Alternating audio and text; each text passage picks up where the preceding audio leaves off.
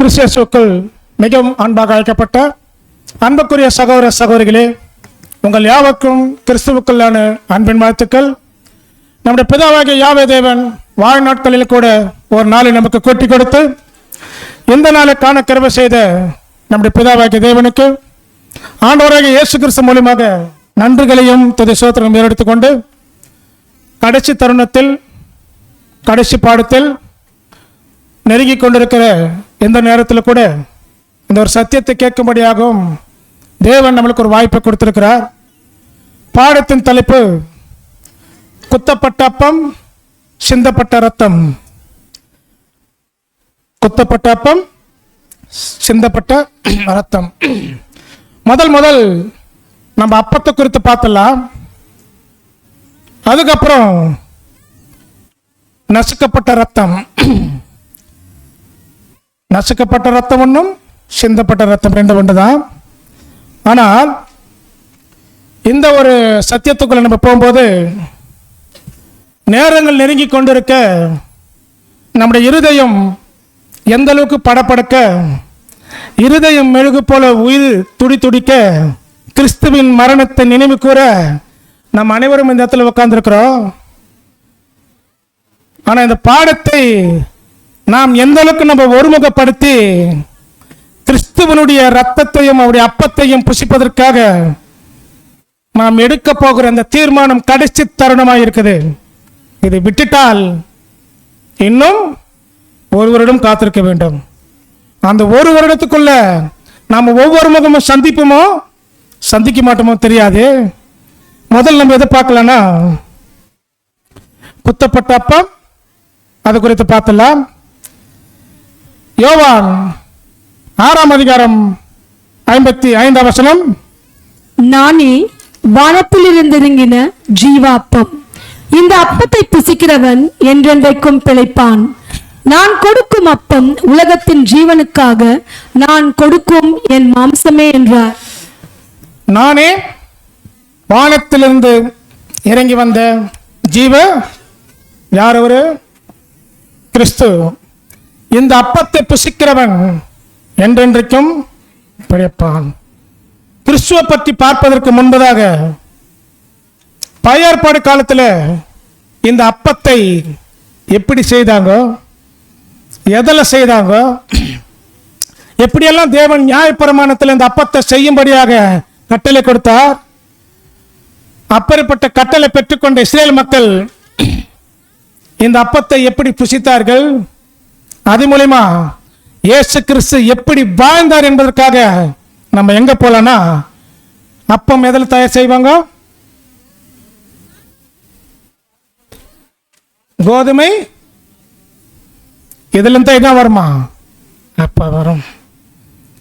இந்த கோதுமை மணிக்கு எபிரேய வார்த்தை வாசித்தலாம். வாசிங்க. கோதுமை, அதனுடைய அர்த்தம் வாழ்வு தரும் தானியம். இங்கிலீஷ்ல போட்டுக்கிறோம், இங்கிலீஷ்ல வாசித்துருங்க. சித்தா. ஓகே. இந்த கோதுமை மணிக்கு எபிரேய வார்த்தை என்ன அர்த்தம் சொன்னா, வாழ்வு தரும் தானியம். இந்த கோதுமை மணி என்ன செய்வாங்கன்னா முதல்ல நிலத்துல போடுவாங்க. ஏன், எதுக்கு நிலத்துல போடுவாங்க? அந்த விதை செத்தா தான் என்ன ஆமா, மறுபடியும் ஒரு விதை போடுவாங்களா இல்லை விதையை மொத்தமாக போடுவாங்களா? எந்த விதை போட்டாலும் ஒன்று தான் போடுவாங்க. வளரும் போது மொத்தமாக வளரும். ஒரு கோதுமை மணி போட்டால், ஒரு சோளம் போட்டால், எது போட்டாலும் விதை போட்டாலும் ஒன்று போட்டால் என்ன ஆகும்? கனிகளை மொத்தமாக வளரும். நல்லா நோட் பண்ணிக்கோங்க. ஒன்று விதை போடுறது, ரெண்டாவது மழை வந்து நினைச்ச பின்பு அறுவடை செய்கிறது, மூன்றாவது போர் அடிக்கிறது. போர் அடித்த பின்பு அடுத்தது என்ன ஆகும்? பதறு. அந்த கோதுமை மணியில் இருக்கிற தோல் என்ன ஆகுமா? செதறும். சரிங்களா? அடுத்தது என்ன பண்ணுவாங்கன்னா அந்த கோதுமை மணி எடுத்து நசுக்குவாங்க அல்லது அரைப்பாங்க. அரைச்சா என்ன ஆகிடும்? நசுக்கி மாவாயிடும். அதுக்கப்புறமா என்ன ஆகுமா? நெருப்பில் சுடுவாங்க.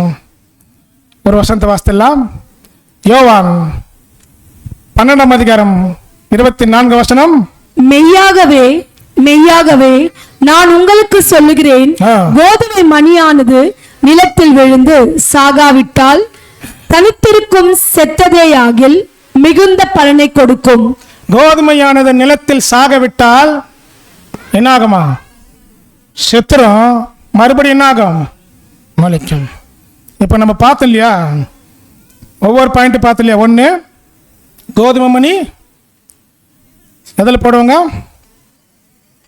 நிலத்தில் போடுவாங்க. அதுக்கு எதுக்கு அடையாளம்னு சொன்னால், விதைக்கப்படுறது எதுக்கு அதுக்கு அடையாளம்னா, இயேசு கிறிஸ்து இந்த பூமிக்கு வந்ததை குறிக்கும்.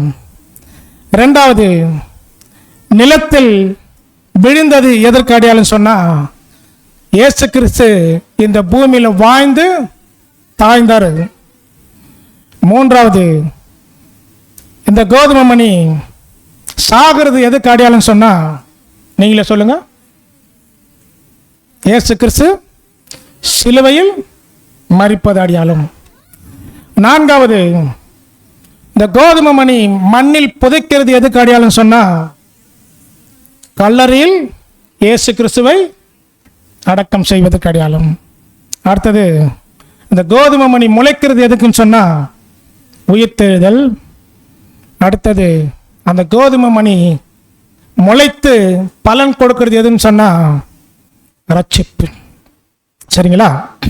இப்போ நம்ம என்ன பண்ணலாம்னா, கோதுமை மணி விதையிலிருந்து, முளைச்சதிலிருந்து, அறுவடை செஞ்சதிலிருந்து, போர் அடித்ததிலிருந்து, தோல் உரித்ததிலிருந்து, அப்பம் செய்யப்பட்டதிலிருந்து, அப்பம் செஞ்சு நெருப்பில் போடப்பட்டதிலிருந்து, நெருப்பில் போட்டப்பட்ட பின்பு குத்தி அந்த அப்பத்தை திருப்பினதுலேருந்து நம்ம என்ன பண்ணலாம்? இந்த கோதுமை மணிக்கும் கிறிஸ்துவுக்கும் என்ன சம்பந்தம்? இந்த அப்பத்துக்கும் கிறிஸ்துவுக்கு என்ன சம்பந்தம்? கொத்தப்பட்ட அப்பத்துக்கும் கிறிஸ்துவுக்கு என்ன சம்பந்தம்னு சொல்லிட்டு நம்ம வசனத்து மூலியமா ஒவ்வொரு தலைப்பா நம்ம என்ன பண்ணலாம் பார்க்கலாம். மீண்டுமாக யோவான் 12ஆம் அதிகாரம் 24 வசனத்தை வாசிக்கலாம். மெய்யாகவே மெய்யாகவே நான் உங்களுக்கு சொல்லுகிறேன், கோதுமை மணியானது நிலத்தில் விழுந்து சாகாவிட்டால் தனித்திருக்கும் செத்ததேயாகில் மிகுந்த பலனை கொடுக்கும். இந்த கோதுமை மணியானது நிலத்தில் விழணும். விழுந்து என்ன பண்ணுமா? சாகணும். செத்த பின்பு என்னாகுமா? மறுபடியும் உயிருடைய வரும். இன்னைக்கு ஞானஸ்தானம் எடுத்தவர்கள் எத்தனை பேர் எதில் புதைச்சாங்க தெரியுங்களா? தண்ணீர் மூலியமா மரித்தார்கள். மீண்டும் என்ன பண்ணிருக்கிறாங்க? உழித்தெழுந்து வந்து நிற்கிறாங்க. இப்போ இந்த கோதுமை மணி உள்ள புதைச்ச பின்பு அது வளரணும்னா அந்த கோதுமை மணிக்கு என்ன தேவைப்படும்? தண்ணீர். கண்டிப்பாக தண்ணீர் தேவைப்படும். இந்த தண்ணீர் வந்தால் இந்த பயிர் வகையெல்லாம் எப்படி இருக்கும்? ஃபர்ஸ்ட் செழித்தோங்கி வளரும். பசுமை எதை குறிக்கும்? தண்ணீர் எதை குறிக்கும்? பசுமை என்றால் ஜீவனை குறிக்கும். ஏன்னு சொன்னா அந்த பயிர் பசுமையாக வளர்ந்த பின்பு அது அறுவடை செய்யறாங்க இல்லையா, செஞ்ச பின்பு அது போரடிச்சால் அதுல இருக்கிற வர மணிகளும் அரிசிகளும் கோதுமை மணிகளும் நம்ம சாப்பிட்டா நம்ம என்ன பண்றோம்? உயிர் வாழும். அப்போ உயிர் வாழ்வதற்காக கொடுக்கப்பட்ட அந்த மணிகளை தான் கோதுமை மணிகள் மாத்திரமல்ல, எல்லா பயிர் வகைகளும். இந்த மணிகள் வளரும்னு சொன்னா வானத்தில் இருந்த தேவன் என்ன பண்றாராம்? மழைகளை வர்ஷிக்க பண்றார். வசனத்தை வாசிக்கலாம். ஏசாயா 55ஆம் அதிகாரம் 10ஆம் வசனம்.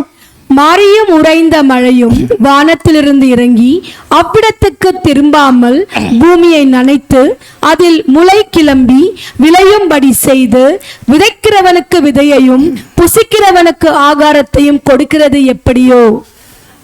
பூமியில் வரும் விளைச்சல்கள் நமக்கு ஆகாரம் கொடுக்குது. ஃபர்ஸ்ட் ஆதார வசனத்தை வாசித்த இல்லையா? இயேசு கிறிஸ்து என்ன சொன்னாரு? நானே வானத்திலிருந்து வந்த ஜீவ அப்பம், இதை புசிக்கிறவன் ஒரு காலம். அப்ப எந்த அப்பத்தை நம்ம புசிக்கிறதுக்கு, ஜீவனோடு இருக்கிறதுக்கு நம்ம வந்துக்கிறோம்னு சொன்னா கிறிஸ்துவின் அப்பத்தை புசிப்பதற்காக. இது ஒரு நிழல், ஆனா இதுக்குள்ள ஒரு நிஜம் ஒன்று இருக்குது.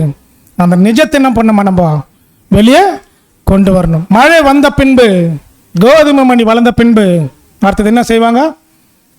அறுவடை செய்வாங்க. இயேசு கிறிஸ்து அறுவடை பற்றி எங்கன்னா சொல்லியிருக்கிறாரா? எங்க சொல்லியிருக்கிறாரு?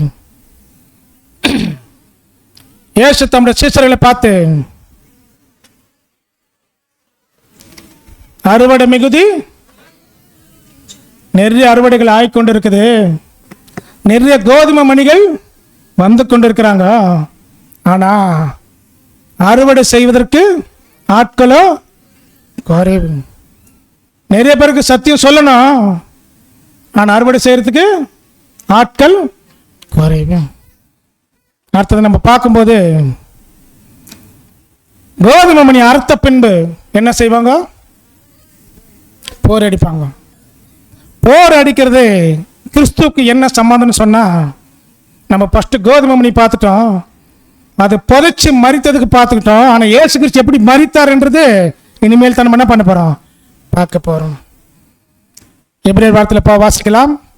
எபிரேயர் வார்த்தை, எபிரேய வார்த்தை துஷ், அர்த்தம் அடித்து பிரித்தல். எபிரேயர் வார்த்தை போட்டப்பட்டிருக்குது. அதுல என்னன்னு சொன்னா துஷ், அடுத்தது இதுக்கு அர்த்தம் என்னன்னு சொன்னா அடித்து, ரெண்டாவது பிரி. இப்போ இந்த கோதுமை மணி அறுத்த பின்பு அறுவடைக்கு போகும் இல்லையா, அதில் அடிப்பாங்க. இந்த கோதுமை மணி அடிக்கிறதுக்கும் இயேசு கிறிஸ்துக்கு என்ன சம்பந்தம் அப்படின்னு சொன்னா, எப்படி இந்த கோதுமை மணி அடிக்கிறாங்களோ அதே போல யார் அடிக்கிறாங்கன்னா நமது ஆண்டவராகிய இயேசு கிறிஸ்து அடிக்கிறாங்க. மேசையா 28:28 அப்பத்துக்கு தானியம் இடிக்கப்படும். அப்பத்துக்கு தானியம் இடிக்கப்படும். இடிக்கப்படுறது என்ன தெரியுங்களா? நசுக்கப்படணும்.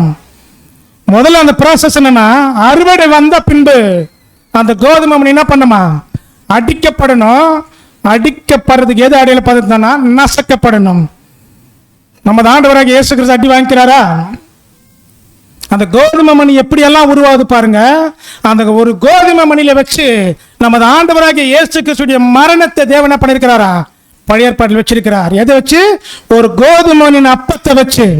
அப்ப அந்த அப்பத்தை அந்த கோதுமை மணி அடிக்கும் போது இது எப்படி உருவாகுதுன்னு சொன்னா, இந்த கோதுமை மணி அடி வாங்காமல் என்ன உருவாகுது இல்லையா? அப்போ இது ஒரு ப்ராசஸ் தான்.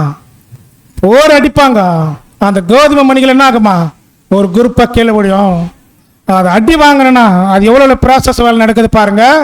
இதை நம்ம ஆண்டவராக இயேசு கிறிஸ்து பொருந்தி பார்க்கலன்னா சரியா வரும்.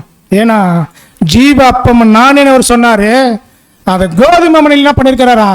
நமக்கு அந்த கோதுமை மணி என்ன பண்றாரா? அப்பத்தை செஞ்சு பிட்டு கொடுக்கிறார். அந்த கோதுமை மணிக்குள் உள்ள தேவன் எந்த அளவுக்கு சத்தியத்தை வச்சிருக்கிறாரு, அதுக்குள்ள கிறிஸ்து என்ன பண்றாரா? வாழ்ந்த நமக்கு அந்த அப்பத்தை கொடுக்கிறாரு.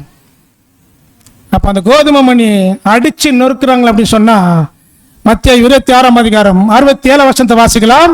அப்பொழுது அவருடைய முகத்தில் துப்பி அவரை குட்டினார்கள், சிலர் அவரை கன்னத்தில் அறைந்து. அங்கே கோதுமை மணி அடி வாங்குதுன்னு சொன்னாங்க. அதை உருவாகிறதுக்கு கிறிஸ்து ஜீவ அப்பத்தை நமக்கு கொடுக்கணும்னு சொன்னா, கிறிஸ்து என்ன வாங்கணும்? அடி வாங்கணும். எதற்காக அடி வாங்கினார்? எதற்காக அடி வாங்கினார்? சும்மா அடி வாங்கினார். அவரு ஜீவனோடு நாம் வாழ்வதற்காகவும் அவர் முன் ரோல் மாடல் என்ன பண்ணிருக்கிறாரா? பாடுகளை முன்னாடி வைக்கிறார். எப்படி கோதுமை மணி ஓங்கி ஓங்கி அடிக்கிறாங்களோ அதே போல அந்த அப்பத்தை செய்வதற்காகவும் கிறிஸ்து என்ன பண்றாரா? அந்த அப்பத்தை என்ற ஒரு அடையாளமா வச்சு கோதுமை மணிக்குள்ள அந்த அப்பத்தை வெளியே கொண்டு வந்து இப்படிதான் கிறிஸ்து வாழ்றாருன்னு சொல்லிட்டு தேவன் என்ன பண்றாரா? அந்த அப்பத்தை வச்சு கிறிஸ்து வைக்கிறார். குத்தப்பட்ட அப்பம் இன்னும் வரல. இப்ப என்ன பண்ணுதுன்னா, இந்த குத்தப்பட்ட அப்பம், அந்த அப்பம் எப்படியா மாறுதுன்னு சொன்னா, முதல் அடி வாங்குது. யாருக்கிட்ட? வசனத்தை வாசிக்கலாம். மத்திய 27:30 அவர் மேல் துப்பி அந்த கோலை எடுத்து அவரை சிரசில் அடித்தார்கள். ஃபர்ஸ்ட் இயேசு கிறிஸ்து சரியா பேசினாராங்க. போர் சேவகர் மத்தியிலும், ராஜாக்கள் மத்தியிலும், பிலாத்து மத்தியிலும் சரியா பேசும்போது ஒருத்தர் போர் சேவகன் வந்து இயேசு கிறிஸ்து ஓங்கி கன்னத்தில் அடிக்கிறாங்க. இயேசு கிறிஸ்து என்ன சொன்னாரு? என்ன சொன்னாரு? நான் சரியா தானே பேசுறேன், என்னை ஏன் அடிக்கிறீங்க? அடிக்கிறது மாத்திரம் அல்லாமல் இன்னொருத்தர் போய் விசாரணை பண்ணா முகத்துல காரி கொப்ப துப்புறாங்க. துப்பின பின்பு சிரசில் எடுத்து கோல் எடுத்து சிரசில் அடிக்கிறாங்க. கோதுமை மணி என்ன ஆகணும்? அடி வாங்கி நசக்கப்படணும். அப்பதான் என்ன ஆகுமா? அப்பம் வரும் வெளியோ. அந்த அப்பத்தை தான் நம்ம சாப்பிட போறோம். இது எப்படி நம்ம சாப்பிடுறோம்? இது எப்பேற்பட்ட அப்பம்? இந்த அப்பத்துக்குள்ள என்ன ஒரு பாடு இருக்கிறது தான் தேவன் என்ன பண்ணிருக்கிறாராம்? இந்த சத்தியத்தை வச்சிருக்கிறார். ஒவ்வொரு அடி வாங்கும் போதும் அந்த கோதுமை மணி எப்படி அடி வாங்குதோ, அந்த கோதுமை மணி ஒருத்தர்கிட்ட அடி வாங்கியிருக்கோம். எத்தனை பேர் அந்த போர் அடிப்பாங்க? எந்த அளவுக்கு அவங்க வயிற்று இருக்குதோ அந்த அளவுக்கு அடிச்சாதான் அந்த கோதுமை மணி என்னமா அதுல இருந்து வெளியே வரும். ஆண்டவராக இயேசு கிறிஸ்து சத்தியத்தை பேசுறாரு. ஒரு பக்கம் கன்னத்தில் அடிக்கிறாங்க. அடிச்ச பின்பு பரிதாபத்தோடு ஏங்கி நிற்கிறாரு. அந்த அடி வாங்கி கூட திருப்பி இன்னொரு இடத்துல அங்க போய் நிற்கும் போது கோல் எடுத்து சிரசு மேல அடிக்கிறாங்க. அடிச்சு ஒவ்வொருத்தருடைய எச்சைனால உமி நீரினால முகத்துல திப்புறாங்க. இயேசு கிறிஸ்து எப்படி இருக்கிறாரு? அமைதியா இருக்கிறாரு. ஃபீலிங் ஆகுதா? நெருங்க நெருங்க நெருங்க இந்த அப்பத்தை நாம் எப்படி புசிக்க போறோம்னு சொல்லிட்டு நம்முடைய இதயம் உருங்குற ஒரு நேரம் அது.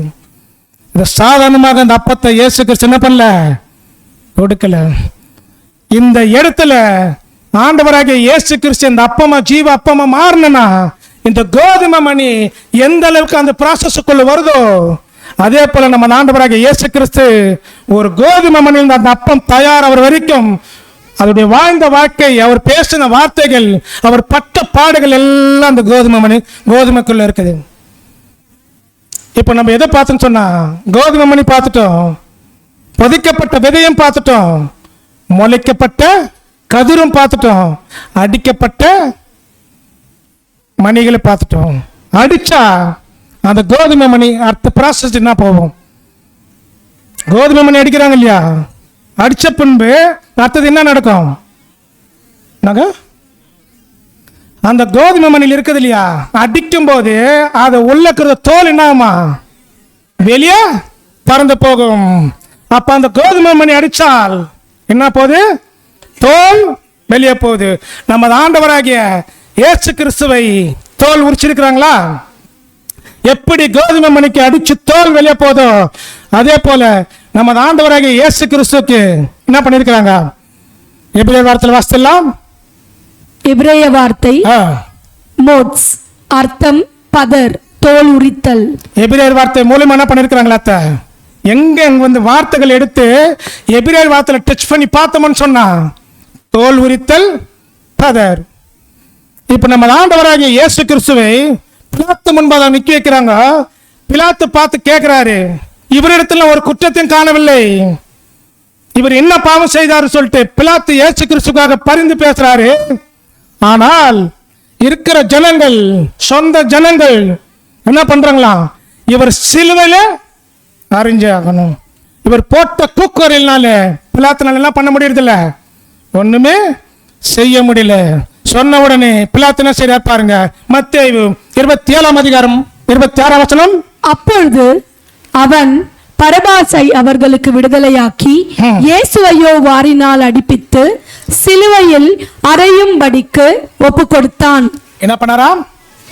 இயேசு கிறிஸ்துவை வாரினால் யாரை விடுதலையாக்கினார்? பரபாசை விடுதலையாக்கிட்டு இயேசு கிறிஸ்துவை வாரினால் அடிச்சாங்க. ஒரு அடி இல்ல, 2 அடி அல்ல, எத்தனை அடியா? நம்ம ஆண்டவராகிய இயேசு கிறிஸ்து ஒவ்வொரு அடி அடிக்கும் போதும் அவருடைய ரத்தம் எப்படி வரும், எப்படி ரத்தம் சிந்தப்படும் என்று இந்த அப்பத்தை குறித்து என்ன பண்ணுமா பார்க்கணும். இது சாதாரணமான அடி கிடையாது. ஒவ்வொரு அடி அங்க வாங்கும்போது நம்ம ஆண்டவராகிய இயேசு கிறிஸ்து என்ன பண்ணிப்பாரு? எதை நினைச்சு பார்த்திருப்பார்? பிதாவின் திட்டம். இந்த அப்பத்தை கொடுக்க போறாரு அவரு. நம்ம ஆண்டவராகிய இயேசு கிறிஸ்து எவ்வளவு பாடுகளை பட்டு இந்த அப்பத்தை நம்ம கிட்ட கொடுக்கும் போது இந்த அப்பத்தை வாங்கக்கூடிய நாம் தகுதி உள்ளவர்களா இல்லையா? இல்ல இனிமேல் நம்ம எப்படி வாழ போறோம்ன்றது இந்த அப்பம் பதில் சொல்லும். எந்த அப்பம்? குத்தப்பட்ட அப்பம். இப்ப எதாவது சொன்னா தோல் கோதுமை மணி அடிக்கும் போது என்ன ஆகுதுங்க? இயேசு கிறிஸ்து எதுல அடிச்சாங்க?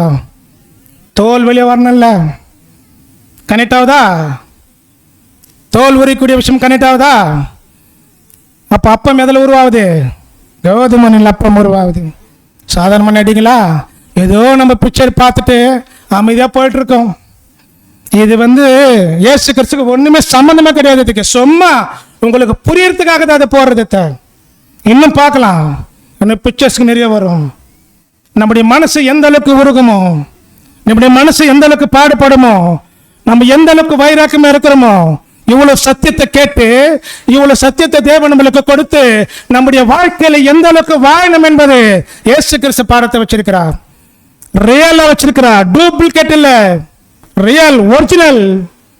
இந்த ஒரிஜினல் பாடத்தை நம்ம கேட்டு இந்த ஒரு கடைசி நாள், நமக்கு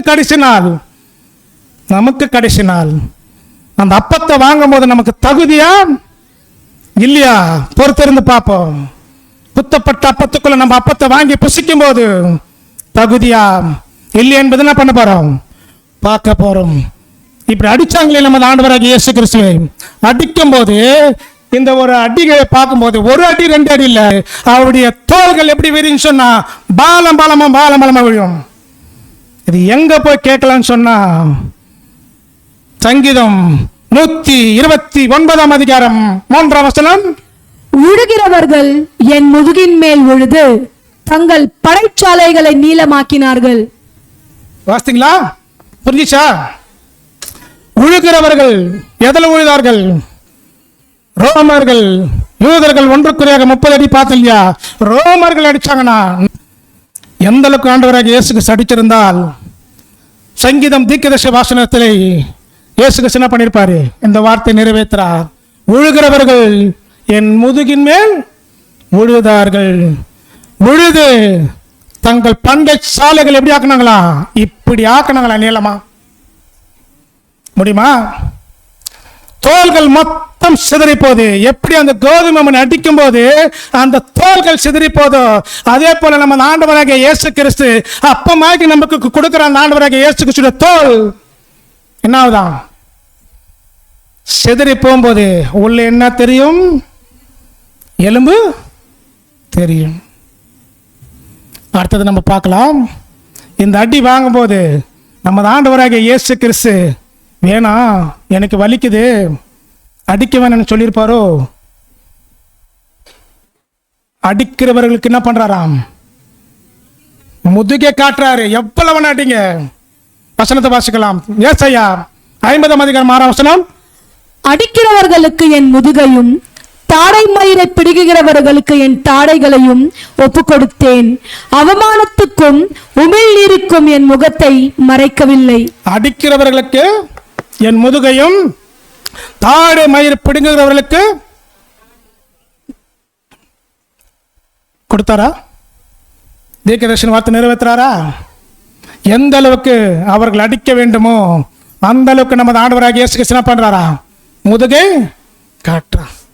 இது உள்ளக்கரு எலும்புகள் என்னன்னா, எலும்புக்கு மேல இருக்கிற சதைகள் வெளியே போகணும்.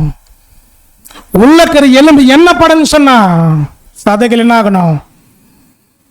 ஆண்டவராகிய இயேசு கிறிஸ்து எந்த அளவுக்கு துடிச்சிருப்பார், எந்த அளவுக்கு வலிகளும் வேதனைகள் அனுபவிச்சிருப்பார்.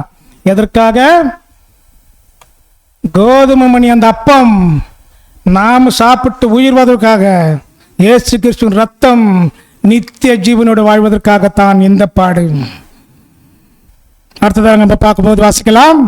ஏசாயா 50ஆம் அதிகாரம் 6ஆம் வசனம் வாசித்தாச்சுங்களா?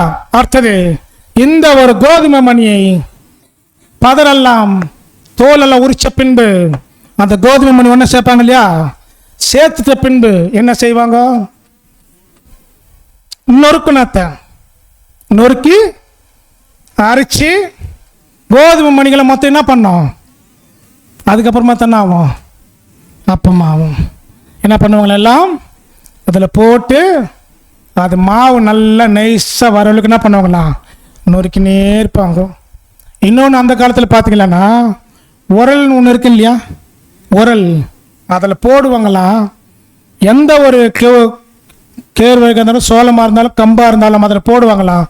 போட்ட பின்பு அதில் ஒரு திம்சு மாதிரி ஒரு கட்டை மாதிரி இருக்கும் பத்தியா, அது 4 பேர் மாறி மாறி குத்து நொறுக்குவாங்களாத்த. அதுலேயும் பண்ணி எடுத்துருக்காங்க, இதுலேயும் பண்ணி எடுத்துருக்காங்க.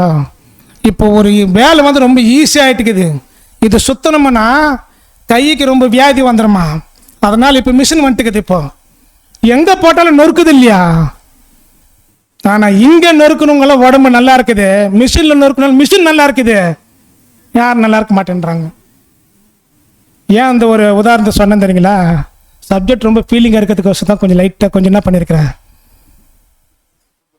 இதில் என்ன பண்ணும் அதில் போட்டு நொறுக்கணும். இது அந்த காலத்தது போட்டு அது நசக்கப்படும் போது அது எபிரேயர் வார்த்தைக்குள்ளே போய் வசனத்துக்குள்ளே போய் நம்ம என்ன பண்ணலாம் புரிஞ்சுக்கலாம். எபிரேயர் வார்த்தை வாசிக்கலாம். எபிரேய வார்த்தை நசுக்கப்படுதல், தாக்கா, அர்த்தம் நசுக்குதல் அல்லது உடைத்தல். இயேசு கிறிஸ்து எங்கேயாவது நசுக்கப்பட்டிருக்காரா? யாரோ சொல்ல முடியுமா? நானும் ஒரு புழு மனுஷனால் நிந்திக்கப்படுவதற்கும் நசுக்கப்படுவதற்கும் மிதிக்கப்படுவதற்கும் நான் என்ன பண்ணிருக்கிறேன், ஒப்பு கொடுத்திருக்கிறேன். வசனத்தை வாசிக்கலாம். சங்கீதம் 22ஆம் அதிகாரம் 6ஆம் வசனம். நானோ ஒரு புழு, மனுஷன் அல்ல, மனுஷரால் நிந்திக்கப்பட்டும் ஜனங்களால் அவமதிக்கப்பட்டும் இருக்கிறேன். எப்படி நசுக்கணுமோ ஆண்டவராகிய இயேசு கிறிஸ்து என்ன பண்ணலாம், இந்த புழு நசுக்கணும் என்ன ஆகும், உள்ளகிற ரத்தம் வெளியே வரும். நம்ம ஆண்டவராகிய இயேசு கிறிஸ்து நசுக்கினால் நொறுக்குனா என்ன வரும், ரத்தம் வெளியே வரும். அதுதான் ரத்தம் சிந்தப்படுறது. எந்த அளவுக்கு நம்ம ஆண்டவராகிய இயேசு கிறிஸ்துவை அடிச்சு நொறுக்க முடியுமோ, அந்த கோதுமை மணி எப்படி போட்டு நொறுக்க முடியுமோ, அது போல நம்ம ஆண்டவராகிய இயேசு கிறிஸ்து என்ன பண்ணிருக்காங்களா, மாறி மாறி நொறுக்கி இருக்கிறாங்க. கொஞ்சம் நெஞ்சம் பாடல் அவர் பட்டது. இயேசு கிறிஸ்து அமைதியா என்ன பண்ணிருக்கிறார், எல்லாத்துக்கும் ஒப்பு கொடுத்திருக்கிறார். நொறுக்குறீங்களா நொறுக்குங்க, அடிக்கிறீங்களா அடிங்க, துப்புங்கிற துப்புங்க, எல்லாத்துக்கும் என்ன பண்ற ஒப்பு கொடுக்குறேன். எது தெரியுங்களா? எங்க அப்பா சொன்ன ஒரே வார்த்தை, தீர்க்கதரிசன வார்த்தை, ஒண்ணு விடாம துளிர் விடாம நிறைவேற்றணும். அது விதையா இருந்தாலும் சரி, அது புழுவா இருந்தாலும் சரி, அது மிருகமா இருந்தாலும் சரி, அது வானத்தில் படிக்கப்பட்ட பூமியில படிக்கப்பட்ட எந்த ஒரு உறுப்புகளா இருந்தாலும் சரி, தேவனுடைய படைப்புல எந்த படிப்புன்னு எடுத்து பாருங்க, கிறிஸ்து எல்லா படிப்பிலும் வருவார். எல்லா படிப்பிலும் கிறிஸ்து வருவார். எல்லாத்திலும் கிறிஸ்து இருக்கிறார். அவரை கொண்டும் அவர் கெண்டும் படிக்கப்பட்டதெல்லாம். அப்ப இது நசுக்கணும்னு சொன்னா எந்த அளவுக்கு அவர் நசுக்கிருந்தால் தன்னை கிறிஸ்து என்ன பண்ணிருப்பார், ஒப்பு கொடுத்திருப்பார். ஏன்? அப்பமா வருவதற்காக. அந்த அப்பத்தை யார் சாப்பிடணும்?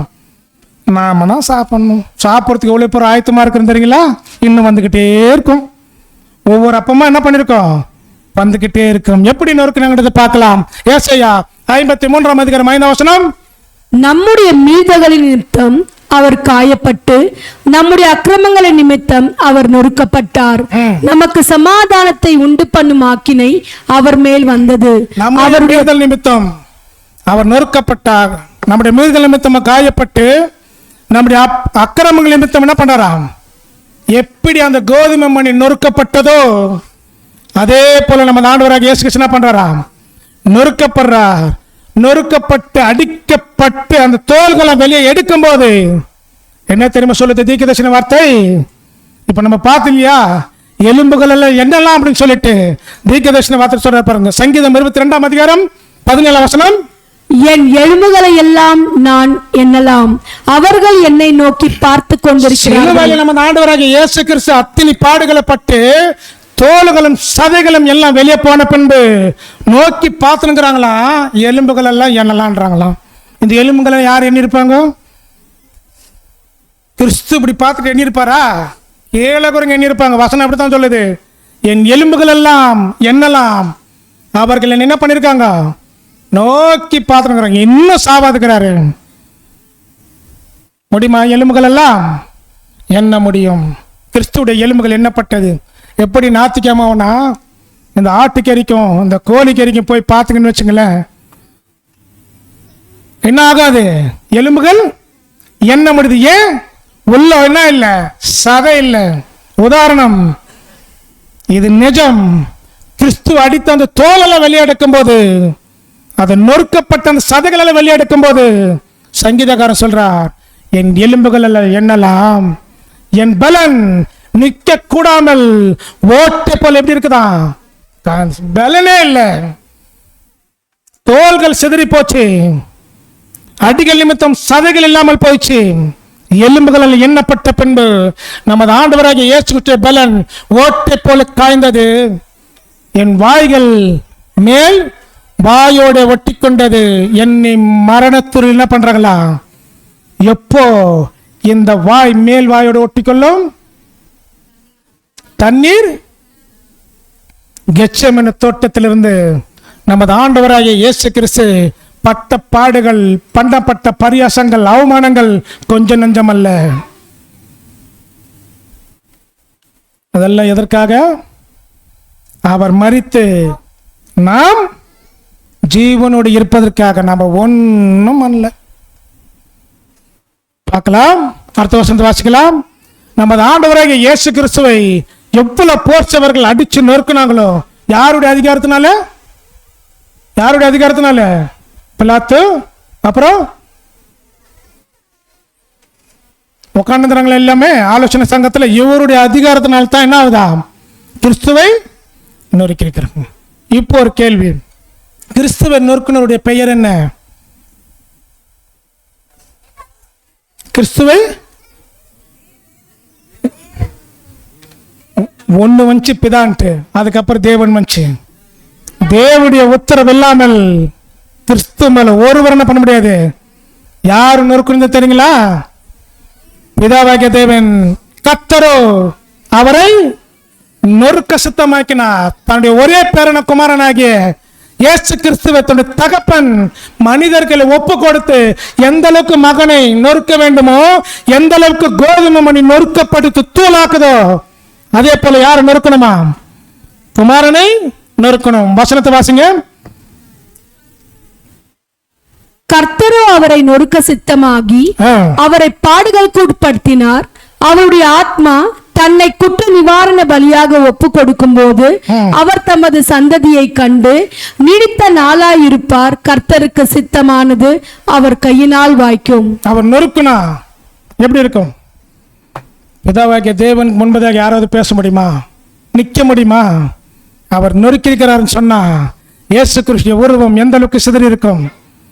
இயேசு கிறிஸ்துவின் உடம்பு எந்த அளவுக்கு சிதறி போயிருக்கும்? மனிதன் நடித்தால் அக்லிஷ் கொஞ்சமாவது உடம்பு இருந்திருக்கும். பிதாவாகிய தேவன் நொறுக்கிறாருன்னு சொன்னா ஆள் அட்ரஸே தெரியாம போயிருக்கும். ஏசாயா 52 அதிகாரம் 14 வசனம். மனுஷனை பார்க்கிலும் அவருடைய முகப்பார்வையும் மனுபுத்திரரை பார்க்கிலும் அவருடைய ரூபமும் இவ்வளவு அந்த கேடு அடைந்தபடினாலே அவரை கண்ட அநேகர் பிரமிப்படைந்தார்கள். வசனம் புரியுதா? மனுஷரை பார்க்கிலும் அவருடைய ரூபம், மனுபுத்திரரை பார்க்கிலும் அவருடைய ரூபம் இவ்வளவு அந்த கேடாய் அடைந்தபடினால் அவரை பார்த்து அனைவர் பிரமித்து போயிட்டார்கள். எங்கே முகமே காணவில்லை, சரீரம் காணவில்லை, அவருடைய தலை அடையாளமே தெரியல. எப்படி இருந்தார் நமது ஆண்டவராகிய இயேசு கிறிஸ்து? பார்க்கும்போது எப்படி இருந்தார்? வசனம் சொல்லுது. அவர் பார்க்கிறாங்க இவ்வளவு அந்த கேடு, இப்படிப்பட்ட உருவத்தை நாங்க பார்த்ததும் கிடையாது, இனிமேல் பார்க்க யாரும் வர போறது கிடையாது. இந்த மாதிரி அந்த ஒரு இன்ஃபர்மேஷன் அவங்க சொல்லியிருக்கிறாங்க. மனுஷரை பார்க்கிலும் அவருடைய முகப்பார்வையும் மனுபுத்திரர் பார்க்கிலும் அவர் ரூபம் இவ்வளவு அந்த கேடாய் இருந்தபடினால் அவரை பார்த்த அனைவரும் என்ன ஆயிட்டாங்களாம்? பிரமித்து போயிட்டாங்க. இதுக்கு முன்னாடி ஆண்டவராகிய இயேசு கிறிஸ்து எப்படி பார்த்திருக்காங்க தெரியுங்களா? எப்படி பார்த்திருக்காங்க? இளங்கிழக்கில போலவும் வறண்ட நிலத்திலிருந்து துளிர்கிற வேற போலவும் அவனுக்கு முன்பாக எழும்புகிறார். அவருக்கு அழகும் இல்லை, சௌந்தரியமும் இல்லை. அவரை பார்க்கும்போது நாம் விரும்பத்தக்க ரூபம் அவருக்கு இல்லாதிருந்தது. பார்க்கிறாங்க, இந்த ரூபம் எங்க போனது? வசனத்தை வாசிக்கலாம். ஏசாயா 53 அதிகாரம் 2 வசனம். இளங்கிளையை போலவும் வறண்ட நிலத்திலிருந்து துளிர்கிற வேரை போலவும் அவனுக்கு முன்பாக எழும்புகிறார். அவருக்கு அழகும் இல்லை, சௌந்தரியமும் இல்லை. அவரை பார்க்கும்போது நாம் அவரை விரும்பத்தக்க ரூபம் அவருக்கு இல்லாதிருந்தது. இப்படிப்பட்ட முகம் இந்த வசனத்துக்கு சொல்லும் போது பாத்தீங்கன்னா, மனுபுத்திரர் பார்க்கிலும் அவருடைய ரூபம் இவ்வளவு அந்த கேடா போயிடுச்சுன்னா இயேசு கிறிஸ்து எப்படி பார்த்திருப்பாங்க? ஏசாயா 82 சொல்லும் போது பாருங்க, அவருக்கு அழகும் இல்லை, அழகு இருந்திருக்குது. அவருக்கு சௌந்தரியம் இல்லை, சௌந்தரியம் இருந்திருக்குது. அடுத்தது நாம் அவர் விரும்பத்தக்க ரூபம், அவருடைய அழகம் எங்க இருந்துச்சு? அவருடைய சுதந்திரம் எங்க இருந்துச்சு? உன்னத பாட்டு 5ஆம் அதிகாரம் 10ஆம் வசனம். என் நேசர் வெண்மையும் சிவப்புமானவர், 10,000 பேர் சிறந்தவர். அவருடைய தலை தங்க மையமா இருக்கிறது. அவருடைய தலைமயிர் சுருளாயும் காகத்தை போல கருமையுமா இருக்கிறது. அவருடைய கண்கள் தண்ணீர் நிறைந்த நதிகளின் ஓரமே தங்கும் புறா கண்களுக்கு ஒப்பானவைகளும் பாலில் கழுவப்பட்டவைகளும் நேர்த்தியாய் பதிக்கப்பட்டவர்களுமா இருக்கிறது. அவர் கரங்கள் படிக்க பச்சை பதிந்த பொன்மலை போல இருக்கிறது. அவருடைய பாதங்கள் இந்திர நீளம் ரத்தினங்களால் ஏத்த பிரகாசமான யான தந்தத்தை போல இருக்கிறது. இவர் எப்படி இருக்கிறாராம்? முற்றிலும் அழகுள்ளவர். இப்பேற்பட்ட அழகுள்ள நம்ம ஆண்டவராகிய இயேசு கிறிஸ்து உருவத்திலும் சரி, வார்த்தையிலும் சரி, வாழ்க்கையிலும் சரி பிதாவாகிய தேவன் எப்படி நொறுக்கியிருக்கிறார்? எந்த அளவுக்கு நொறுக்க முடியுமோ அந்த அளவுக்கு நொறுக்கணும். அவர் முகத்தை கண்டுபிடிக்க கூடாது. எதற்காக? இந்த அப்பத்தை தான் நம்ம வாங்க போறோம். அடுத்தபடியாக இந்த கோதுமை மணி நொறுக்கின பின்பு என்னாகும்? மாவாகும். நான் கேட்கும்போது கேள்வி கொஞ்சம் சொன்னீங்களா தான் எனக்கு கொஞ்சம் சந்தோஷமா இருக்கும். சரிங்களா? அந்த மாவு எப்படி ஆகுனா மெல்லிய ரொம்ப நைஸாக இருக்கணும். நிறைய பேர் மாவு ரொம்ப நைஸாக அரைச்சிங்கன்னா அதுக்குள்ளே ஏதாவது இருக்குதா என்ன பண்ணி பார்ப்போம். என்ன இருக்குது அதுக்குள்ளே? ஏதாவது கல், ஏதாவது கலப்படம் இருந்தால் நம்ம என்ன பண்ணுவோம்? பார்ப்போம் இல்லையா? இங்கே அப்பத்தை சுடணும்னா அந்த மாவு நைஸாக இருக்கணும், மெல்லிய மாவாக இருக்கணும். அதுக்குள்ளே என்ன இருக்கக்கூடாது? கலப்படம் இருக்கக்கூடாது. இது எபிரேயர் வார்த்தை வாசித்துட்டு அப்புறம் வசனத்துக்குள்ளே போகலாம். எபிரேய வார்த்தை நைசான மாவு, சோலெட். அர்த்தம் நைசான மாவு. இந்த நைசான மாவை என்ன பண்ண மாத்த நல்லா அரைச்சி அதுக்குள்ள ஏதாவது கல் இருக்கா, ஏதாவது கலப்படம் கலந்துருக்கா அப்படின்னு சொல்லி என்ன பண்ணுமா பார்த்துட்டு அந்த அப்பத்தை சுடணும். இது கிறிஸ்துக்கு ஒப்பிட்டு பண்ணி பார்த்தா கிறிஸ்துக்குள்ள அந்த மெல்லிய மாவு, கிறிஸ்து தானே அப்போ, அந்த மெல்லிய மாவுக்குள்ள என்ன இருக்காது? கலப்படம். கலப்படத்துக்கு என்ன சொல்லலாம்? புளிப்பு. மாவு புளிச்சு போன அப்பத்தை செய்ய முடியுமா? இல்ல புளிச்சு போன மாவுல போய் தேவனுக்காக பலிபீடத்தில் அப்பத்தை சுட்டு வைக்க முடியுமா? என்ன பண்ணுவார் தேவன்? வெளியே அனுப்பிச்சுவார். அந்த புளிப்பில்லாத அப்பம் யார் அப்படின்னு சொன்னா 1 கொரிந்தியர் 5ஆம் அதிகாரம் 7ஆம் வசனம். ஆகையால் நீங்கள் புளிப்பில்லாதவர்களாய் இருக்கிறபடியே புதிதாய் பிசைந்த மாவாய் இருக்கும்படிக்கு பழைய புளித்த மாவை புறம்பே கழித்து போடுங்கள். ஏனெனில் நம்முடைய பஸ்காவாகிய கிறிஸ்து நமக்காக பலியிடப்பட்டிருக்கிறாரே. அந்த அப்பத்தில் யார் இருக்கிறாரா? கிறிஸ்து இருக்கிறாரு. அந்த அப்பம் எப்படி இருக்கணுமா? எந்த கலப்படம் இருக்கக்கூடாது, புளிப்பு இருக்கக்கூடாது. பர்ஃபெக்டான அப்பம் யாரு? நம்ம ஆண்டவராகிய இப்பேற்பட்ட பலியில தான் என்ன பண்ணுறான் பிதாவாகிய தேவன் அங்க ஆசரிப்பு கூடாரத்தில் அப்பத்தை சுடும்போது இந்த ப்ராசஸ்ல என்ன பண்றாரா கொடுக்கிறார். அப்பேற்பட்ட அப்பம் தான் எந்த அப்பம்னு சொன்னால் யோவான் 6ஆம் அதிகாரம் 48ஆம் வசனம். ஜீவ அப்பம் நானே, ஜீவ அப்பம் நானே, இந்த அப்பத்தை புசிக்கிறவன் என்றென்றைக்கும் பிழைப்பான். அந்த அப்பத்தை குறித்து நம்ம என்ன பண்ணிருக்கிறோம்? ஒரு ப்ராசஸா பார்த்துட்டு வந்திருக்கிறோம். இந்த அப்பம் ஆசரிப்பு கூடாரத்தில் எப்படி படைக்கணும்னு சொல்லிட்டு தேவன் ஒரு இன்ஃபர்மேஷன் கொடுத்திருப்பார், ஒரு கட்டளை கொடுத்திருப்பார்.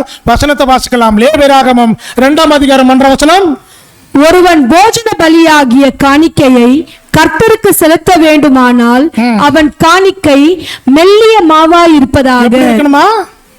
மெல்லிய மாவுன்னு அர்த்தம் நைஸா இருக்கணும், சுத்தமா இருக்கணும், எந்தவித கலப்படக்கூடாது. எங்க செலுத்தணும்?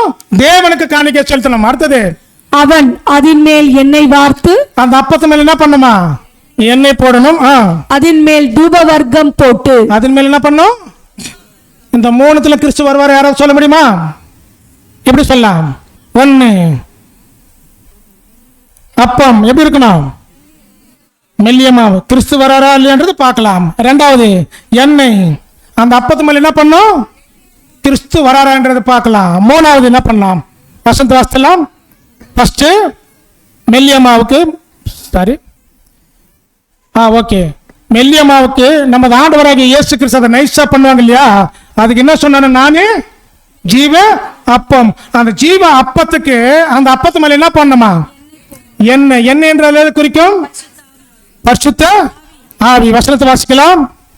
அப்போஸ்தலர் 10ஆம் அதிகாரம் 38 வசனம். நசரேயனாகிய இயேசுவை தேவன் பரிசுத்த ஆவியினாலும் வல்லமையினாலும் அபிஷேகம் பண்ணினார். தேவன் அவருடனே கூட இருந்தபடியினாலே அவர் நன்மை செய்கிறவராயும் பிசாசின் வல்லமையில் அகப்பட்ட யாவரையும் குணமாக்குகிறவராயும் சுற்றித் திரிகிறார். அப்போ அந்த மாவு மெல்லிய மாவா இருக்கணும். அது என்ன பண்ணுமா? தட்டணும். அதுக்கப்புறம் என்ன பண்ணும்? அப்ப அந்த அப்பம் யாரை குறிக்கும்? நம்ம ஆண்டவராகிய இயேசு கிறிஸ்து ஜீவ அப்பம். அந்த அப்பத்து மேல என்ன ஊத்தணும்? எண்ணெய் ஊத்தணும். என்ன அர்த்தம்? பரிசுத்த ஆவி. நடந்துச்சா? யோர்தான் நதியில் நடந்துச்சா? இயேசு கிறிஸ்து அப்பம் தண்ணில முழுகி மேலே வந்தவனும் என்ன வந்தது? பரிசுத்த ஆவி. எதுக்கு அடையாளம்? எண்ணெய்க்கு ஒப்பிட்டு பேசுறார். அடுத்தது எது பார்க்கலாம்னு சொன்னா தூப வர்க்கம். இந்த தூப வர்க்கத்தில் என்ன பண்ணுவாங்க? அப்பத்து மேல இந்த தூப வர்க்கம் போடுவாங்க. எதுக்காக? வாசனை. என்ன வாசனை? வீட்டுக்கு சாம்பிராணி போடுவோம் இல்லையா? எதுக்கு போடுவாங்க? சுகந்த. இந்த அப்பத்துக்கு சுகந்த வாசனை தூப வர்க்கம் போட்டாங்கன்னு சொன்னா இயேசு கிறிஸ்து சுகந்த வாசனையாக கொடுத்திருக்கிறாரு. எங்கன்னா கொடுத்திருக்காரா? வசனத்தை வாசிக்கலாம். எபேசியர் 5ஆம் அதிகாரம் 2ஆம் வசனம். கிறிஸ்து நமக்காக தம்மை தேவனுக்கு சுகந்த வாசனையான காணிக்கையாகவும் பலியாகவும் ஒப்பு கொடுத்து நம்மில் அன்பு கூர்ந்தது போல நீங்களும் அன்பிலே நடந்து கொள்ளுங்கள். கொடுத்தாரா சுகந்த வாசனை? அந்த வாசனை எப்படி இருக்கணுமா? கலப்படம் இல்லாமல். அந்த மாவு எப்படி தயாரிக்கப்பட்டது? அதுல புளிப்பு இருக்கக்கூடாது, எந்தவித கல் இருக்கக்கூடாது, எந்தவித கலப்படம் இருக்கக்கூடாது. சுத்தமா இருக்கணும் அந்த அப்பம். நொறுக்கப்பட்ட அந்த அப்பம் சுத்தமா இருக்கணும். சுத்தமான பண்பு அந்த அப்பத்தை தயார் செய்யும் போது பரிசுத்தாவி இருக்கணும். அப்பம் சுத்தமா இருந்தால் என்ன கிடைக்கும்? அப்பம் சுத்தமா இருந்தால் என்ன கிடைக்கும்? பரிசுத்த சுகந்த வாசனை. நம்ம ஆண்டவராக இயேசு கிறிஸ்து பலியா கொடுத்திருக்கிறாருன்னு சொன்னா அவர் பேசினால் சுகந்த வாசனை வரும். அவர் அற்புதம் செய்தால் சுகந்த வாசனை போய் சேரும் பிதாவாகிய தேவனுக்கு. அவர் பலி கொடுத்த பாடுகள் நிமித்தமா சுகந்த வாசனை என்ன ஆச்சுக்கலாம்? தேவனுக்கு போச்சு. இதை முகந்தார இல்லையா? நாம் ஒவ்வொருத்தரும் பலி கொடுக்க வந்திருக்கோம். நம்முடைய வாசனைகள் பிதாவாகிய தேவனுக்கு எப்படி இருக்கணும்? இருக்க முடியுமா? இருக்க முடியுமா? ஆமாண்ணா இப்படின்னுங்க, இல்லைன்னா இப்படின்னுங்க. வார்த்தை வரல கூட ஆக்ஷன் பண்ண நான் அங்கேருந்து புரிஞ்சுக்குவேன். சுகந்த வாசனை நம்மளால் கொடுக்க முடியுமா? முடியாதா? முடியுமா? கண்டிப்பா முடியும். எது இருந்தாலும் முடியும். பரிசுத்தாவி இருந்தாலும் கண்டிப்பா முடியும். நம்ம என்ன பண்றது தெரியுங்களா? இந்த பரிசுத்தாவி கரெக்டாக நம்ம இப்போ தக்க வச்சுக்கிறது இல்லை. அப்போ அவுத்து விட்டுறோம். பவுல தான் சொல்றார், பரிசுத்தாவியை அவுத்து விடாதீங்க. கிறிஸ்து பிறந்த நாள் முதற்கொண்டும் எப்போ ஞானஸ்தானம் எடுத்து பரிசுத்தாவி பெற்றுக்கொண்டாரோ மரண வரைக்கும் அந்த பரிசுத்தாவி என்ன பண்ணல? கிறிஸ்து ஒரு செகண்ட் கூட என்ன பண்ணல? விட்டு பிரியவே இல்லை. அப்ப கடைசி வரைக்கும் கிறிஸ்து என்ன பண்ணிருக்கிறாரா? பரிசுத்த ஆவின் வல்லமையோட பிதாவாகிய பலத்தோடு என்ன பண்ணிருக்கிறாரா? வாழ்ந்திருக்கிறார். நம்மளுக்கு அளவோடு கொடுத்திருக்கிறாரு. நம்ம அப்போ என்ன பண்ணுவோம்? அவிழ்த்து போட்டுருவோம். கிறிஸ்துவுக்கு அளவில்லாமல் கொடுத்திருக்கிறார். அடுத்தது இந்த அப்பம் மெல்லிய மாவினால் அப்பம் வந்துச்சு. அந்த அப்பத்தை சுடும்போது எண்ணெய் ஊற்றுவாங்க. அது என்னன்னு பார்த்துட்டோம். அதுக்கப்புறம் அது மேலே என்ன போடுவாங்க? தூப வர்க்கம். என்னன்றது சுகந்த வாசனையை பார்த்தோம். அடுத்தது அந்த அப்பம் எங்கே போகும் தெரியுங்களா? நெருப்பில் போகும். நெருப்பில் போனதான் என்ன ஆகும்? அப்பமா அந்த நெருப்பு என்ன கொதிக்கிற நெருப்பில் அந்த அப்பத்தை சுடும்போது என்ன ஆகும்? அப்பமா மாறும். எபிரேயர் வார்த்தை வாசிக்கலாம். எபிரேயர் நெருப்பில் சுடப்பட்ட அப்பத்துக்கு மீனிங் பார்த்தலாம். எபிரேய வார்த்தை நெருப்பில் சுடப்பட்ட லீச்சம் அஃபை பாஷ். அர்த்தம் நெருப்பில் சுட்ட அப்பம் பாஷ். இதுக்கு மீனிங் எபிரேயர் வார்த்தை என்ன பண்ணிருக்கிறாங்களா? நெருப்பில் சுட்ட. இது என்ன பண்ணுவாங்கன்னா, இந்த அப்பத்தை நல்லா செஞ்சுட்டு அடுப்பில் வச்சு அதை நெருப்பில் என்ன பண்ணுவாங்களா? சுடுவாங்க. இது தேவன் நியாயப்பிரமாணத்தில் என்ன பண்ணியிருக்கிறாராம் சொல்லியிருக்கிறார். லேவியராகமம் 2ஆம் அதிகாரம் 4ஆம் வசனம்.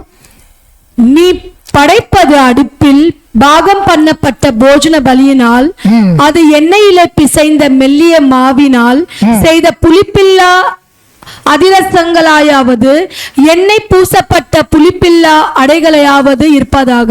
எல்லாவற்றையும் அந்த ப்ராசஸ் கொடுத்துட்டார். அப்பத்தை செய்யணும், அது புளிப்பு இருக்கக்கூடாது, எண்ணெய் தடவணும், எல்லா ப்ராசஸை கொடுத்துட்டு என்ன பண்ணுமா, நீ ஒரு ரவுண்டு செட்டில் அதை பண்ணிட்டு அந்த அப்பத்தை செஞ்சுட்டு எங்க வைக்கணுமா, நெருப்புல போடணும். நெருப்புல போனா தான் இந்த அப்பம் என்ன ஆகுமா, வெளியே சுடப்பட்ட அப்பம். சரி, நெருப்பு என்றால் எதை குறிக்கும்?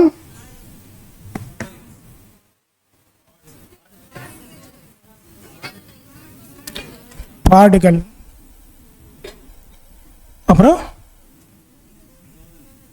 சோதனை என்றால், சோதனை என்பது நமக்கு, நெருப்பு என்றால் பாடுகள் நமக்கு. கிறிஸ்துக்கு எப்படி சொல்லலாம்? நம்ம என்ன தெரியுமா பண்றோம், கொஞ்சம் கொஞ்சம் கஷ்டம், கொஞ்சம் கொஞ்சம் பாடு தான் நம்மளுக்கு. ஒரே ஒரு தங்கத்தை எடுத்து போட்டு நெருப்புல போட்டா அது சுத்தமா என்ன வரும், ஒரு பொண்ணா மாறும். கர்த்தர் என்ன சோதித்த பின்பு நான் பொண்ணாக விளங்குவேன். அது கிறிஸ்து விளங்கிடுவார். கொஞ்சமா போட்டாலும் பொண்ணா தாங்கிறார் அவரு.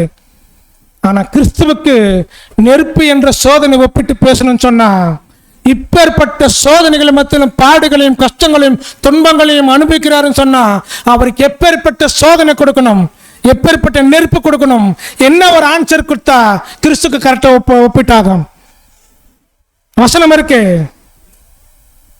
தெரிஞ்சாருன்னா சொல்ல முடியுமா? ஏசாயா 48ஆம் அதிகாரம் 10ஆம் வசனம். இதோ உன்னை புடமிட்டேன், ஆனாலும் வெள்ளியைப் போல அல்ல, உபத்திரவத்தின் குகையிலே உன்னை தெரிந்து கொண்டேன். குகை என்ன தெரியுமா? உபத்திர குகை. இந்த உபத்திர குகையிலிருந்து கிறிஸ்து என்ன பண்ணியிருக்கிறாரா, தெரிந்து கொண்டிருக்கிறார். எப்படி தெரியுமா இருக்கும்? அந்த உபத்திர குகையில கிறிஸ்து கெத்செமனே தோட்டத்திலிருந்து எந்த அளவுக்கு உபத்திரப்பட்டார், எந்த அளவுக்கு பாடுபட்டார். கெத்செமனே தோட்டத்தில் இந்த மரண தருவாயில கூட கிறிஸ்து என்ன பண்ணிக்கிறாரா, உபத்திரப்பட்டிருக்கிறார். கொஞ்சம் நெஞ்சம் பாடுகள் அல்ல, கொஞ்சம் நெஞ்சம் கஷ்டமும் அல்ல, பட்ட பாடுகள் பார்க்கும்போது அவர் எதை நிறைவேற்றுறாருன்னு சொன்னா, பிதாவாகிய திட்டத்தை நிறைவேற்றார். இந்த அப்பம் ஜீவனோடு உருவாக்குறதுக்காக நான் பாடுகள் அனுபவிக்க வேண்டும். அதுதான் 119ஆம் சங்கீதத்தில் தாவீது சொல்வார், நான் உபத்திரப்பட்டது எனக்கு நல்லது, அதனால் உமது பிரமாணங்களை கற்றுக்கொள்கிறேன். நாம் என்ன சொல்லலாம், நாம் என்ன சொல்லலாம்? அவர் சொல்லிட்டாரு, உபத்திரப்பட்டது நல்லது, அதனால் உமது பிரமாணங்களை கற்றுக்கொள்கிறேன். நாம் உபத்திரப்பட்டது நல்லது, கிறிஸ்துவின் பாடுகளை கற்றுக்கொள்கிறோம். இப்படி படிக்கணும். கொஞ்சம் நெஞ்ச பாடுகளா? நமது ஆண்டவராகிய இயேசு கிறிஸ்து எல்லா இடத்திலும் ஒப்பு கொடுக்கிறார். ஒரு சேவகர் மத்தியில் ஒப்பு கொடுக்கிறார், ராஜாக்கள் மத்தியில் ஒப்பு கொடுக்கிறார், சதுசர் பரிசேயர் மத்தியில் ஒப்பு கொடுக்கிறார். எந்த அளவுக்கு அவர் மரணத்துல தன்னை தாழ்த்து ஒப்பு கொடுக்க வேண்டுமோ அந்த அளவுக்கு என்ன பண்றாராம், ஒப்பு கொடுக்கிறார். இப்ப எது பார்த்து நம்ம, ஒன்று அப்பம், கோதுமை மணி எதுல வந்துச்சு, நிலத்துல வந்துச்சு. அடுத்தது என்னாச்சு, ஒரு கதிரா வளர்ந்துச்சு. அடுத்தது அத போரடிச்சாங்க. அடுத்தது போரடிச்ச பின்பு என்னாச்சு, தோல் உரியப்பட்டது. அந்த தோல் உறிஞ்ச பின்பு அந்த கோதுமை மணி ஒன்றா சேர்த்து அதுக்கப்புறம் என்ன பண்றாங்களா, நொறுக்குறாங்க. நொறுக்கின பின்பு என்ன ஆகுதா, மாவு ஆயிட்ட பின்பு எங்க போகுது, நெருப்புக்கு போகுது. நெருப்புக்கு போன பின்பு அந்த அப்பத்தை திருப்பி திருப்பி போடணும்னா என்ன பண்ணுவாங்க,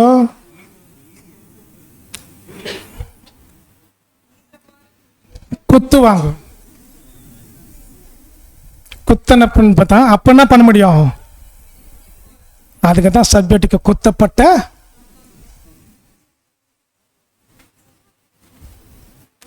நெருப்புல போன பின்பு, கிறிஸ்து உபத்திரத்தில் போன பின்பு, போராட்டத்தின் மத்தியிலும் போன பின்பு, பாடுகள் மத்தியில் போன பின்பு கூட என்ன பண்ணலையா, குத்தி பார்க்குறாங்களாம். எதில் குத்திருக்கிறாங்க தெரியுங்களா? எதில் குத்திருக்காங்க, விழாவில். கரெக்டான ஆன்சர் தானே? நீங்கள் எப்பவுமே பார்த்தீங்களா ஸ்டார்டிங்லேருந்து சொல்ல மாட்டீங்க, லாஸ்ட்லேருந்து சொல்லுவீங்க. நான் தான் அந்த லாஸ்ட்டு தூக்கி ஃபஸ்ட்டில் தூக்கி போடணும். ஃபஸ்ட்டு விழாவிலே குத்துனாங்க, அதுதான் கேட்டேன். வசனம் இருக்குது. எபிரேயர் வார்த்தைக்கு போயிட்டு அந்த வசனத்தை நம்ம கண்டுபிடிக்கலாம். எபிரேயர் வார்த்தை வாசிங்க. எபிரேய வார்த்தை அப்பம் குத்துதல், டாக்கர். அர்த்தம் குத்துதல், துளைத்தல். ஒவ்வொரு எபிரேயர் வார்த்தைக்கும் தேவன் என்ன பண்ணிருக்கிறாராம்? வசனத்தை வச்சு அர்த்தத்தை கொடுத்திருக்கிறார். எதுல கொடுத்திருக்கிறாங்கன்னா சங்கீதம் 22ஆம் அதிகாரம் 16 வசனம். என் கைகளையும் என் கால்களையும் உருவ குத்தினார்கள். என்ன பண்ணாங்களா? அப்பம் எங்க இருந்துச்சா? நெருப்புல இருந்த அப்பம் குத்தி என்ன பண்ணமா? திருப்பி போடணும். ரெண்டு பக்கமும் என்ன ஆகணும்? வேகணும். அப்பதான் நல்லா இருக்கும். இஸ்ரேல் மக்களை பார்த்து தேவன் சொல்றார், வேகாத அப்பன்றாரு. கேட்டிருக்கீங்களா அந்த வசனத்தை? வேகாத அப்பம் ஒரு பக்கம் தான் வெந்திருக்குது, திருப்பி போடாத அப்பம் என்ன அர்த்தம் தெரியுமா? வேகாத அப்பம். நாம் கூட ஒரு பக்கம் திருப்பி இருக்கிறோமா, இல்லை ரெண்டு பக்கமாக திருப்பி போட்டிருக்கோமா? ஒரு சூடே நம்ம தாங்க முடியல, ரெண்டாவது சூடு மட்டும் எப்படி நம்ம தாங்குவோம்? சரி, நீங்கள் போயிட்டு நல்லா தவாவில் போயிட்டு நல்லா சூடு பண்ணிட்டு தவால் ஒரு கை வச்சு பாருங்க, என்ன ஆகும்? சரி, ரெண்டு பக்கமாக சுட சொல்லியிருக்கிறான்னு சொல்லிட்டு ரெண்டு பக்கம் நம்ம சுட முடியுமா? ஏன்? ஒன்னே இவ்வளோ சுடுது, ரெண்டாவது திருப்பி போட்ட அந்த சுடு நம்மளால என்ன பண்ண முடியாது?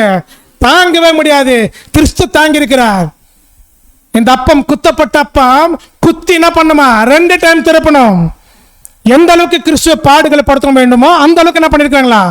பண்ணிருக்கிறாங்க. கைகள் என்ன பண்ணிருக்கிறாங்க? ஆணிகள் அடிச்சிருக்கிறாங்க. அடிச்ச பின்பு ஏன் இந்த இடத்துல அடிச்சாங்க தெரியுங்களா? இங்கதான் என்ன இருக்குது? இங்க அடிச்சா ரத்தம் என்னாகுமா? நிறைய பேர் பார்த்துருப்பீங்க. தற்கொலை பண்ணுறவங்க சில பேர் யாருன்னு தெரில, எனக்கு தெரிஞ்சது கொஞ்சம் நான் சொல்கிறேன். நான் சாவ போகிறேன்னு சொல்லிட்டு கத்தி எடுத்துக்குவாங்களாம். எங்கே இருப்பாங்க? இங்கே இருப்பாங்க. ஏன்? உயிர் போவாது, ரத்தம் வந்து இருக்க வெளியோ. அது டாக்டர்கிட்ட போனவங்க என்ன பண்ண முடியாதா? அது எப்படி காப்பாற்றுறாங்க எனக்கு தெரியாது. நல்ல டாப்பல் போட்டுக்கோங்க, உள்ள அறுத்துக்குவாங்க. மொத்தம் ரத்தம் போனதுக்கு அப்போ தான் என்ன ஆகுமா? கிறிஸ்துக்கு இங்கே ஆணி வச்சிருக்கிறாங்க தெரியுங்களா? ஃபுல்லாக ரத்தம் அவனை பிளட்டு வெளியே வரணும். அவ்வளோ சீக்கிரம் கிறிஸ்து என்ன பண்ண முடியாது, சாகடிக்கிறதுக்கு வாய்ப்பு. எந்த அளவுக்கு கிறிஸ்துவ ரத்தத்தை வெளியே எடுக்க முடியுமோ அந்த அளவுக்கு என்ன பண்ணுமா? வெளியே எடுத்து ஆகணும். சரிங்களா? இங்கே கைகளையும் குத்திருக்காங்க, கால்களையும் குத்திருக்கிறாங்க. இந்த அப்பத்துக்கு எந்தெந்த இடத்துல ஓட்ட போட முடியுமோ குத்த முடியுமோ அந்த இடத்துல குத்திருக்காங்க. இப்போ அந்த அந்த அப்பத்தில் குத்தும் போது கூட அந்த கம்பி இருக்கு இல்லையா, ஒரே இடத்துல குத்துவாங்க. இந்த குத்தி போடும்போது திருப்பி போடும்போது திருப்பி வேற இடத்துல அந்த இடம்னா குத்தப்படும். கரெக்டாக பார்த்து அந்த இடத்துல குத்த மாட்டாங்க. ஒரு குத்துதல் கை, இன்னொரு குத்துதல் கால், இன்னொன்று வருது பாருங்க. செத்துட்டாருன்னு சொல்லிட்டு விட்டா கூட பரவாயில்லைங்க. என்ன பண்றாங்கன்னா யோவான் 19ஆம் அதிகாரம் 33ஆம் வசனம். அவர்கள் இயேசுவிடத்தில் வந்து அவர் மரித்திருக்கிறதை கண்டு அவருடைய கால் எலும்புகளை முறிக்கவில்லை. ஏன்? இயேசு கிறிஸ்து உயிரோடு இருந்திருந்தாருன்னா சுத்தியத்தை என்ன பண்ணிருப்பாங்களா? கால் எலும்பு முறிச்சிருப்பாங்க. கால் எலும்பை முறிக்கவில்லை என்று சொன்னால் இயேசுக்கு சின்ன இருக்கணும், செத்திருக்கிறார். செத்த பின்பு கூட என்ன பண்ணல தெரியுங்களா? இவங்க உயிரோடு இருக்கிறாரா இல்லையான்றதை பார்ப்பதற்காக இவர்களை குத்தல. தேவனுடைய தீர்க்கதரிசன வசனம் பிதா போட்ட ஒவ்வொரு துளிரின் எழுத்துக்கள் எல்லாம் நிறைவேறி ஆகணும். வசனத்தை வாசிங்க. எங்க குத்திருக்கிறாங்க பாருங்க. யோவான் 19ஆம் அதிகாரம் 34ஆம் வசனம். ஆகிலும் போர் சேவகரில் ஒருவன் ஈட்டியினாலே அவருடைய விலாவில் குத்தினான். எங்க குத்தினாங்களா? ஃபர்ஸ்ட் எங்க குத்தினாங்க? கைகளை குத்தினாங்க. அப்புறம் இன்னும் வேற எங்கெல்லாம் குத்தினாங்க எனக்கு தெரியாது. 3 மட்டும் தான் இன்ஃபர்மேஷன் கிடைச்சிருக்குது. அந்த குத்தப்பட்ட அப்பத்தில் கிறிஸ்து என்ன பண்ணியிருக்கிறாரா? இங்கேயும் குத்துதல் வாங்கியிருக்கிறார். எப்படி? அந்த அப்பம் நெருப்பில் நல்ல 2 பக்கமும் வேக வேண்டுமோ நெருப்புல, ரெண்டு பக்கமே வெந்து முழுமையான அப்பம் அது சாப்பிடும்போது எப்படி நாவுக்கு டேஸ்டா ருசியா இருக்க முடியுமோ அந்த அளவுக்கு என்ன பண்ணியிருக்கிறாராம், கிறிஸ்துவுடைய வாழ்க்கை ருசியா இருக்குது. கர்த்தர் நல்லவர் என்பது ருசித்து பார்க்கணும். கிறிஸ்து நல்லவர் என்பது ருசித்து பார்க்கணும். அவருடைய ஜீவனுடைய அப்பம் நல்லது என்பது என்ன பண்ணுமா, ருசித்து பார்க்கணும். இப்ப இவ்வளவு பார்த்தோம் இல்லையா, எவ்வளவு பார்த்தோம் இல்லையா, நம்ம எவ்வளவு பாடு பார்த்தோம் அப்பத்துல, எவ்வளவு பார்த்தோம். இப்போ கிறிஸ்து என்ன பண்றாரா, இந்த இடத்துல வந்து இந்தா என்னுடைய அப்பத்தை என்ன பண்ணேன் பிட்டு கொடுக்கிறார். என்ன பண்ணலாம், இந்த அப்பத்துக்குள்ள என்ன இருக்கு, ஜீவன் சாதாரணமா வந்துச்சா, ஒரே வார்த்தை சொல்லிட்டாங்க ஜீவன்ட்டு. அதுக்கு முன்னாடி எவ்வளோ பேசிக் பார்த்தோம். ஒரு கோதுமை மணி எத்துமா, நிலத்தில் போட்டோமா, விளைச்சல் ஆச்சா, போர் அச்சுமா, கிறிஸ்து அடி வாங்கினாரா, பதராச்சா, தோல் உரிஞ்சிச்சா, கிறிஸ்து தோல் உரிக்கப்பட்டாங்களா, அப்புறமா மெல்லிய மாவாச்சா நொறுக்கப்பட்டாரா, அதுக்கப்புறம் நெருப்புல போச்சா, கிறிஸ்து உபத்திர கோகையிலிருந்து போனாரா, அதுக்கப்புறம் குத்தப்பட்டுச்சாரா, திருப்பி போடப்பட்டாரா. இவ்வளோ பாடுகளை பட்டு கிறிஸ்து பாடுகளை குறித்து சொல்லாம ஜீவன் என்று ஒரே வார்த்தை சொன்னா எப்படி சாத்தியமாகும்? இந்த அப்பத்துக்குள்ள என்ன இருக்குது, கிறிஸ்துவின் எந்த அளவுக்கு நொறுக்க முடியுமோ அந்த அளவுக்கு கிறிஸ்துவ என்ன பண்ணிருக்கிறாங்களா, சரீரத்தில் பாடுகளை கொடுத்திருக்கிறாங்க. இப்ப சொல்றாராம், வசனத்தை வாசிங்க. மத்தேயு 26:26 அவர்கள் போஜனம் பண்ணுகையில் இயேசு அப்பத்தை எடுத்து ஆசீர்வதித்து அதை பிட்டு சீஷர்களுக்கு கொடுக்கிறார். என்ன பண்றாரா, இது என்னுடைய சரீரமா இருக்குது. இந்த அப்பத்தை சாதாரணமான அப்பம் அல்ல, கொஞ்ச நெஞ்ச பாடுகளின் அப்பம் அல்ல, ரத்தத்தினாலும் சதை பியப்பட்டதுனாலும் பிச்சப்பட்டதுனாலும் கொடுக்கப்பட்ட அந்த ரத்த அந்த அப்பத்தை அப்போ இதை நீங்க வாங்கும் போது எப்படி வாங்கணும் தெரியுங்களா, ஏதோ அப்பன்னு சொல்லிட்டு என்ன பண்ணக்கூடாதா, வாங்கவே எப்படி தெரியுமா வாங்கணும், கிறிஸ்து பாடுபட்டு இருக்கிறார். எதற்காக, ஜீவனோடு இருப்பதற்காக. இந்த அப்பத்தை நம்ம வாங்கும் போதும் கிறிஸ்து எப்படி பாடுபட்டு ஜீவனோடு இருந்தாரோ இந்த அப்பத்தை புசிக்கும் போது நம்மளுக்கு என்ன வரும் தெரியுங்களா, பாடுகள் வரும், உபத்திரங்கள் வரும், கஷ்டங்கள் வரும், போராட்டங்கள் வரும், எல்லாவற்றையும் தாங்கத்தக்கதாக சகிப்புத்தன்மை நம்மளுக்கு வரணும். அப்படி இருந்தால் அந்த அப்பத்தை பங்கு பெற்று சொன்னால் நம்ம என்ன பண்ணலாம், ஜீவனோட இருக்கலாம். வாங்கி புசிங்கள், இது அதை பிட்டு கொடுக்கிறாரு, சீசர்களுக்கு கொடுத்து நீங்கள் வாங்கி புசிங்கள். இது யாருடைய சரீரமா இருக்குதா, அந்த சரீரத்தை நம்ம பார்த்தோம் இல்லையா, எவ்வளோ பாடுகள், கொஞ்சம் நெஞ்சம் பாடா. நான் சொன்னது ஒரு 10% மட்டும்தான். இன்னும் ஃபுல் டீட்டெயிலாக சொன்னோன்னு வச்சுங்களேன், என்னால் நின்று பேச முடியுமா தெரியாது. அந்த அளவுக்கு பாடுகள். அந்த அப்பத்தை நம்ம வாங்கும் போது இன்னும் நேரங்கள் என்ன பண்ணிருக்குதா, நெருங்கிட்டே இருக்குது. 1 வருடங்கள்ல 12 மாதம் அல்ல, 52 வாரம் அல்ல, 1 வாரம் அல்ல, 1 நாள் அல்ல, சில மணி நிமிடம். எந்த அளவுக்கு நம்ம இருதயத்தை பக்குவப்படுத்த முடியுமோ, எந்த அளவுக்கு நம்ம பாவத்தை அறிக்கை செய்து விட முடியுமோ, எந்த அளவுக்கு நம்முடைய அக்கிரமத்தை நம்ம வெளியே விட முடியுமோ, இன்னும் கொடுக்கப்படுகிற சில மணி நேரத்தில் இந்த அப்பத்தை பாடுபட்ட அந்த அப்பத்தை நாம் வாங்கக்கூடியதுக்கு தகுதியா இல்லையா, வாங்கலாம். ஆனா தகுதி படுத்திக் கொள்வதற்காக வாங்க வேண்டாம் சொல்ல வரல, வாங்கலாம் தகுதிப்படுத்திக் கொள்வதற்காக. இது அப்பம். அடுத்தது எங்க போலானா, சிந்தப்பட்ட ரத்தம். குத்தப்பட்ட அப்பம் பார்த்தாச்சு. இப்ப என்ன பண்ணலனா, சிந்தப்பட்ட ரத்தத்தை நம்ம பார்க்கலாம். வசனத்தை வாசிக்கலாம். யாத்திராகமம் 12ஆம் அதிகாரம் 5ஆம் வசனத்துல இஸ்ரேல் மக்களுக்கு தேவன் ஒரு கட்டளை கொடுத்திருப்பார். நீசான் மாதம் 14ஆம் தேதி என்ன பண்ணுமா, ஒவ்வொருவரும் ஒரு ஆட்டுக்குட்டியை தேர்ந்தெடுக்க வேண்டும். அந்த ஆடு எத்தனை வயதா இருக்கணுமா, 1 வயதா இருக்கணும். எப்படி இருக்கணுமா, பழுதற்றதா இருக்கணும். அந்த ஆட்டை நீங்க தெரிந்து கொள்ள விதமாவது வசனத்தை வாசிக்கலாம். யாத்திராகமம் 12ஆம் அதிகாரம் 5ஆம் வசனம். அந்த ஆட்டுக்குட்டி பழுதற்றதும் ஆணும் ஒரு வயதுள்ளமாய் இருக்க வேண்டும். செம்மறி ஆடுகளிலாவது வெள்ளாடுகளிலாவது அதை தெரிந்து கொள்ளலாம். எதற்காக? இஸ்ரேல் மக்களின் பாவங்களை மன்னிப்பதற்காக. இந்த ரத்தம் குறித்து நம்ம பார்க்கும்போது எபிரேயர் வார்த்தை மூலியமா போய் அது வசனத்தை நம்ம கண்டுபிடிச்சு அதுக்குள்ள போலாம். எபிரேய வார்த்தை அர்த்தம் பலியாடு. அர்த்தம் அங்க பலி கொடுத்தாங்க, இங்க எபிரேயர் வார்த்தையில பலியாடுன்னு சொன்னா எந்த ஆடு பலியாகணும்? கிறிஸ்து ஆடு.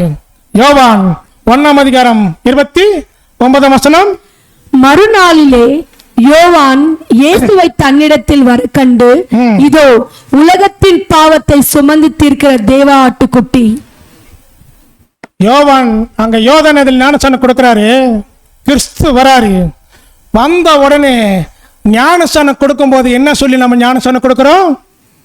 சில பிரமாணங்களை கொடுக்கிறோம் இல்லையா? கொடுத்த பின்பு அவர்களுக்கு என்ன பேர் வைக்கிறோம்? புது சிருஷ்டி. எவ்வளவு சந்தோஷமாக்குது பத்தியா? புது சிருஷ்டின்னு எவ்வளவு சந்தோஷமாக்குது. ரொம்ப நல்ல பேர் இல்ல? கிறிஸ்து ஞானஸ்நானம் எடுக்க வராரு. யோவான் சானுக்கு என்ன பேர் கொடுக்குறாரு தெரியுங்களா? இதோ உலகத்தின் பாவத்தை சுமந்து தீர்க்கிற தேவா ஆட்டுக்குட்டி.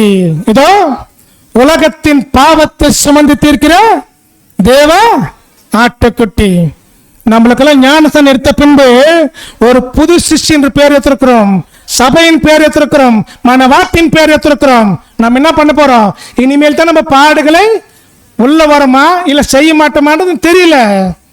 ஆனா யோவான் சாணகன் அறிமுகம் பண்ணுகிறார். இதோ உலகத்தின் பாவத்தை சுமந்து தீர்க்கிற தேவாட்டுக்குட்டி. இப்பேற்பட்ட தேவாட்டுக்குட்டி அந்த சரித்திரத்தை நம்ம வாசிக்கும் போது எதை நினைச்சது சொல்லியிருக்க வாய்ப்பு இருக்குன்னு சொன்னா, இந்த தேவாட்டுக்குட்டி பாடுகளையும் கஷ்டங்களையும் உபத்திரங்கள் அனுபவிக்கும் போது அது என்ன தெரியுமா பண்ணும்? எந்தவித சத்தமும் போடாது. அதுதான் ஏசாயா 53ஆம் அதிகாரம் 7ஆம் வசனம் சொல்றார். வாசிங்க. அவர் நெருக்கப்பட்டும் ஒடுக்கப்பட்டும் இருந்தார், ஆனாலும் தம்முடைய வாயை அவர் திறக்கவில்லை. அடிக்கப்படும்படி கொண்டு போகப்படுகிற ஒரு ஆட்டுக்குட்டியை போலவும், தன்னை மயிர் கத்திருக்கிறவனுக்கு முன்பாக சத்தமிடாதிருக்கிற ஆட்டை போலவும் அவர் தம்முடைய வாயை திறவாதிருந்தார். திறக்குமா? எப்படி கம்பேர் பண்றார் பாருங்க. அங்கே கோதுமை அப்பம், இங்கே ஆடு. பிதாவாகிய தேவன் ஆண்டவராகிய இயேசு கிறிஸ்து எந்த அளவுக்கு செலக்ஷன் பண்ணி கொடுத்திருக்கிறார் பாருங்க. அவர் நெருக்கப்படுவார், ஒடுக்கப்படுவார், ஆனாலும் தம்முடைய வாய் அவர் திறக்கக்கூடாது. யார் சொல்லியிருக்கிற வார்த்தை? தேவன் சொல்லியிருக்கிற வார்த்தை. யார் படிச்சிருக்குது? கிறிஸ்து படிச்சிருக்கிறார். ஒரு துளிர் கூட இல்லை, ஒரு எழுத்து கூட அவர் விடவே இல்லை. அவர் நெருக்கப்படணும், ஒடுக்கப்படணும். அடிக்கும் போது தம்முடைய வாயை திறக்கக்கூடாது, துன்புறுத்தும் போது தன் வாயை திறக்கக்கூடாது, முகத்தின் மேல காரி திப்பும் போதும் தன் வாயை திறக்கக்கூடாது. பலிக்காக நீ முழுவதும் ஒப்பு கொடுத்தேன்னு சொன்னா, உச்சந்தலம் முதல் உள்ளம் கால் வரைக்கும் பலி கொடுத்தாத்தான் அதுதான் எனக்கு சுகந்த வாசனை. யார் சொல்லியிருக்கிறாரா? தேவன் சொல்லியிருக்கிறார். என்ன பண்ணியிருக்கிறாரா? அமைதியா இருந்திருக்கிறார். இந்த அந்த ஆட்டுக்குட்டின் ரத்தத்தை என்ன பண்ணுவாங்களாம்? நிலக்கால் மேலே பூசுவாங்க. எங்க பூசினாங்களா? வெளியே ரத்தம் பூசப்படுது. உள்ள யார் இருக்குதாம்? இங்க கவனிங்க. உள்ள யார் இருக்குதாம்? இஸ்ரேல் மக்கள், தலைச்சன் பிள்ளைகள் உள்ள இருக்கு. ரத்தம் எங்க பூசப்பட்டது? வெளியே பூசப்படுது.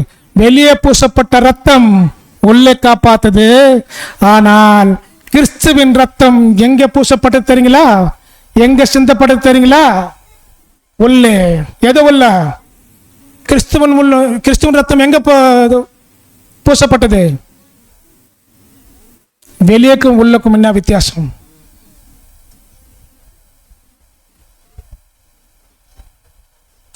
வெளியேக்கும் உள்ளக்கும் என்ன வித்தியாசம்?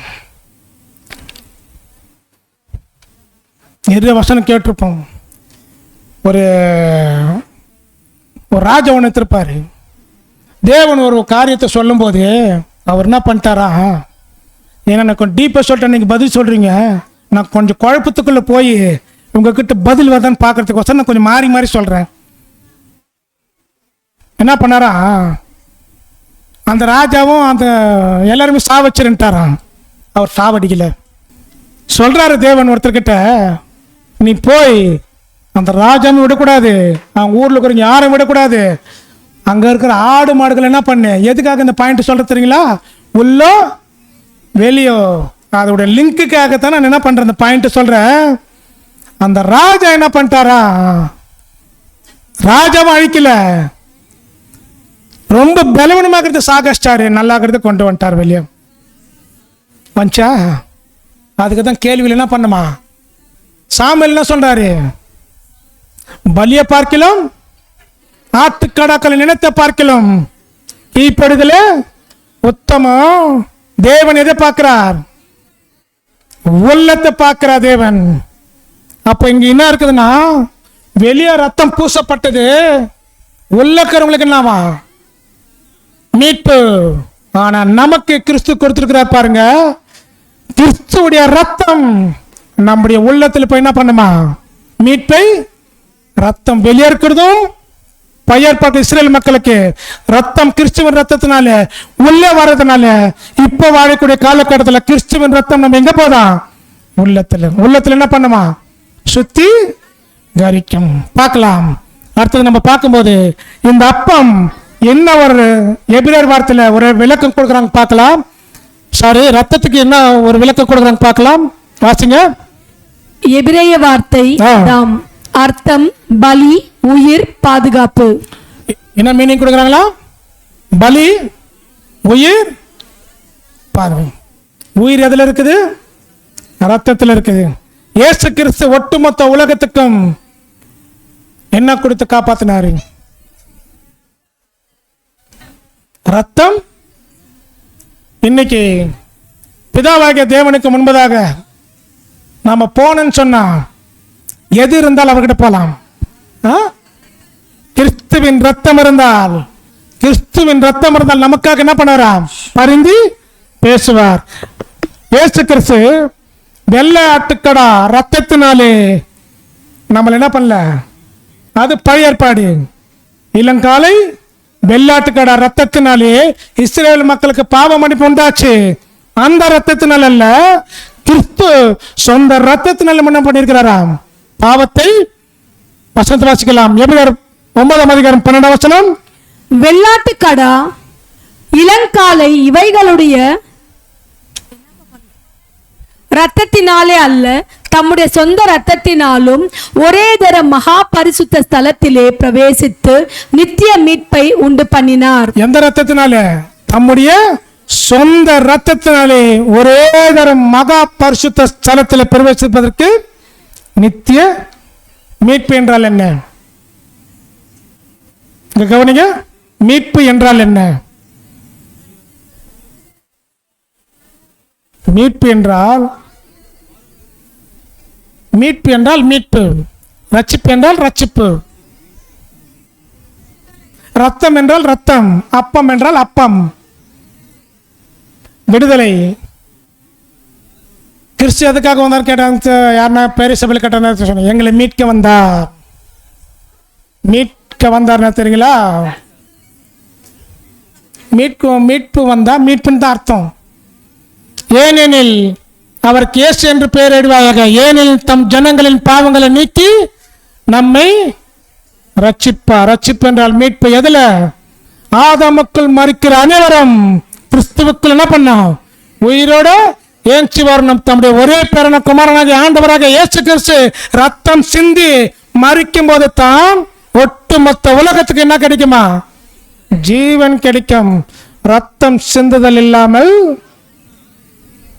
வாய்ப்பு. கிறிஸ்து அதை தான் பண்ணியிருக்கிறார். அங்கே வெள்ளாட்டுக்கடா இளங்கால ரத்தத்தினால் அல்ல, இப்ப அந்த பலியெல்லாம் கிடையாது. யார் பலிட்டு இருக்கிறாரா, கிறிஸ்துவே பலியாக ஒப்பு கொடுத்திருக்கிறார். அடுத்தது நம்ம வாசிக்கும் போது பார்க்கலாம். தம்முடைய சொந்த குமாரனை பிதாவாகிய தேவன் இந்த பூமிக்கு அனுப்பினதினால் மிகப்பெரிய மீட்பு உண்டாக்கத்தக்கதாக நிழல் எங்க போய் பார்க்கலாம்னா யாரை போய் பார்த்தா கரெக்டா கனெக்ட் ஆகும்? ஆபிரகாம், ஆதியாகமம் 22ஆம் அதிகாரம் 12ஆம் வசனம். அப்பொழுது அவர், பிள்ளையாண்டான் மேல் உன் கையை போடாதே, அவனுக்கு ஒன்றும் செய்யாதே, நீ அவனை உன் புத்திரன் என்றும் உன் ஏகசுதன் என்றும் பாராமல் எனக்காக ஒப்பு கொடுத்தபடியினால் நீ தேவனுக்கு பயப்படுகிறவன் என்று இப்பொழுது அறிந்திருக்கிறேன் என்றார். எப்படி ஆபிரகாம் ஒரே பேரன குமாரனை கொடுத்தாரோ அதற்கு அடையாளமாக நமது ஆண்டவராகிய இயேசு கிறிஸ்து பிதாவாகிய தேவன் இந்த பூமிக்கு என்ன பண்ணிருக்கிறாரா? ஒரே பேரன குமாரனை கொடுத்து பிதாவாகிய தேவன் அன்பு எப்படி வெளிப்படுத்துறாருன்னு சொன்னா குமாரனை கொடுத்து பலி மூலியமா கொடுத்து அதுக்கு முன்பதாக பாடுகளையும் உபத்திரங்களையும் கொடுத்து அநேக விதமான மரண அடிகளை கொடுத்து என்ன பண்ணிருக்கிறாராம்? மீட்டு ரட்சித்திருக்கிறார். எபிரேயர் வார்த்தை போய் நம்முடைய ஒரே பேரன குமாரனாகிய இயேசு கிறிஸ்துவை பத்தி வசனத்தை நம்ம கண்டுபிடிக்கலாம், வாசிக்கலாம். எபிரேய வார்த்தை எகித்பென், அர்த்தம் ஒரே மகன், ஏகபுத்திரன். யார் அவரு? அந்த ஒரே மகன் யாரு? பழைய காலத்துல ஆபிரகாமுக்கு ஒரே பேரன குமாரன் சொன்னா இந்த எபிரேயர் வார்த்தையின் அர்த்தம் இங்கே என்ன வரணுமா? ஒரே பேரன குமாரன். யோவான் 3ஆம் அதிகாரம் 16ஆம் வசனம். தேவன் தம்முடைய ஒரே பேரான குமாரனை விசுவாசிக்கிறவன் எவனோ அவன் கெட்டு போகாமல் நித்திய ஜீவனை அடையும்படிக்கு அவரை தந்தருளி இவ்வளவாய் உலகத்தில் அன்பு கூர்ந்தார். சரி, நம்ம மேல அன்பு வச்சது யாரு? நான் லெவலில் வசனத்தை போட்டு கேள்வி கேட்டேன் பாரு. நான் எந்த அளவுக்கு ஒரு ஈஸியான ஒரு இது வசனம் போடாத முன்னாடி கேள்வி கேட்டிருந்தேன்னா சில பேர் என்ன சொல்லியிருப்பாங்க தெரியுங்களா? எர்த்தோன்னு ஏசுக்கிட்டு தான் சொல்லியிருப்பாங்க. அவர் அன்புள்ளவர் தான். அந்த அன்பு யார்கிட்ட வாங்கிட்டு வந்தாருன்னா என்னை கண்டவன் பிதா அன்புள்ளவராக இருக்கிறாருன்னு சொன்னா கிறிஸ்து எப்படி இருப்பாரு? பிதா சாந்தமுள்ளவராக சொன்னா கிறிஸ்து எப்படி இருப்பாரு? ஒரே பேரான மகனை பிதாவாகிய தேவன் கொடுத்திருக்கிறாருன்னு சொன்னா நம்ம என்ன செஞ்சிருக்கிறோம் பிதாவாகிய தேவனுக்கு? அது எப்படி கொடுத்திருக்கிறாரு? எப்படி கொடுத்திருக்கிறாரு? எப்படி இருந்தா தெரியுங்களா பிதாவாகிய தேவன் கிட்ட இயேசு கிறிஸ்து? நினைச்சு பார்க்க முடியுது. அதெல்லாம் இந்த பூமிக்கு வரும்போது கிறிஸ்து எப்படி வந்தார் தெரியுங்களா? எதை மத்தியில் வந்துக்கிறார் தெரியுங்களா? இந்த பன்றிக்கு இது பற்றி அசுத்தமான ஒரு இடத்துல அந்த முத்து வந்துக்குதான். எப்படி இருக்கு அந்த இடத்துல? அந்த வைரம் வந்திருக்குதான். பிதாவாகிய தேவன் கேட்கிறாரு கிறிஸ்துவை பார்த்து, பூமியில் பார்க்கிறாரு. பார்த்த பின்பு அந்த பூமியில் 1,44,000 தங்கம் இருக்குது. அந்த தங்கம் எனக்கு வேணும்னு கேட்டாராம் பிதாவாகிய தேவன். கிறிஸ்து சொல்லியிருப்பாரு, ஏதோ நான் போய் எடுத்துட்டு வந்துடுறேன். சாதாரணமாக முடியாது. அந்த தங்கத்தை மீட்டெடுக்கணும்னா உச்சந்தல இருக்கிற ரத்தமும் உள்ளங்கால இருக்கிற ரத்தமும் மொத்தம் வெளியே வரணும். அது சும்மா வர முடியாது. நான் நொறுக்குவேன் உன்ன. கிறிஸ்து சொல்லியிருப்பாரு. வானம் சொல்லியிருப்பாரா? வானம் சொல்லியிருப்பாரா? அப்பா உம்முடைய சித்தமே என்னுடைய சித்தம். எப்படி வேணும் இருக்குங்க. நீங்க கேட்டீங்களே 1,44,000 தங்கத்தை நான் கொண்டு வரேன். அது எந்த அளவுக்கு சரீர பாடுகளை படணும், எந்த அளவுக்கு நாங்க வேதனைப்படணும், எந்த அளவுக்கு நான் சிலுவையுடைய பாடுகளை மரணம் எந்த அளவுக்கு படணும் சொல்லும் போது தேவன் என்ன பண்ணாரா? நீ போய் உன் ஜீவனை கொடுத்து உன் ரத்தத்தை கொடுத்து அந்த 1,44,000 தங்கத்தை அங்கிட்டு கொண்டு வந்துட்டாராம். அதற்காகத்தான் இன்னும் அந்த சலை சின்னாகலையா? இன்னும் நிக்கிறாங்க விழுறாங்க, நிக்கிறாங்க விழுறாங்க, விழுந்து செத்து போயிடுறாங்க. ஞானசன் எடுக்கிறாங்க, வராங்க, சத்தியத்தை கேட்கறாங்க, வராங்க, நாங்க பாடுகள் படுறோம்னு சொல்றாங்க, வராங்க. ஆனா என்ன பண்றாங்க? நிக்க முடியறதில்லை. முடிவு பரியந்தம் நிலைத்து நிற்பவனே ரட்சிக்கப்படுவான். கால் பரியந்தம், அரை பரியந்தம், முக்கா பரியந்தம் கிடையாது. முடிவு பரியந்தம் நிலைத்து நிற்கணும். பாடுபட்ட அந்த முடிவு பரியந்தம் நிலைத்து நிற்கணும். பிதாவாகிய தேவன் பார்க்கிறார், கிறிஸ்துவை நோக்கி பார்க்கிறாரு. என் மகன் இந்த அளவுக்கு பாடுபட்டிருக்கிறான், இந்த அளவுக்கு ரத்தம் சிந்திருக்கிறான், இந்த அளவுக்கு துன்பப்படுத்திருக்கிறான். கேவலம் வாயில் அந்த நாத்தடிக்கிற அந்த வாயில என் மகன் மீது பரிசுத்தமான அந்த முகத்துல எச்ச திப்பி இருக்கிறாங்க. இதெல்லாம் பார்த்து பிதாவாகிய தேவன் சந்தோஷமா இருந்திருப்பாரா? பொல்லாதவர்களாக நீங்கள் உங்க பிள்ளைகளுக்கு நல்ல இவ கொடுத்திருக்க அறிந்திருக்கும் போது, பொல்லாதவர்கள் நாமே நம்முடைய பிள்ளைகள் கஷ்டப்பட்டாலும் துன்பப்பட்டாலும் பாடுபட்டாலும் சின்னதா ஒரு அடிப்பட்டாலும் நம்முடைய கண்கள் இந்த என்ன வருது?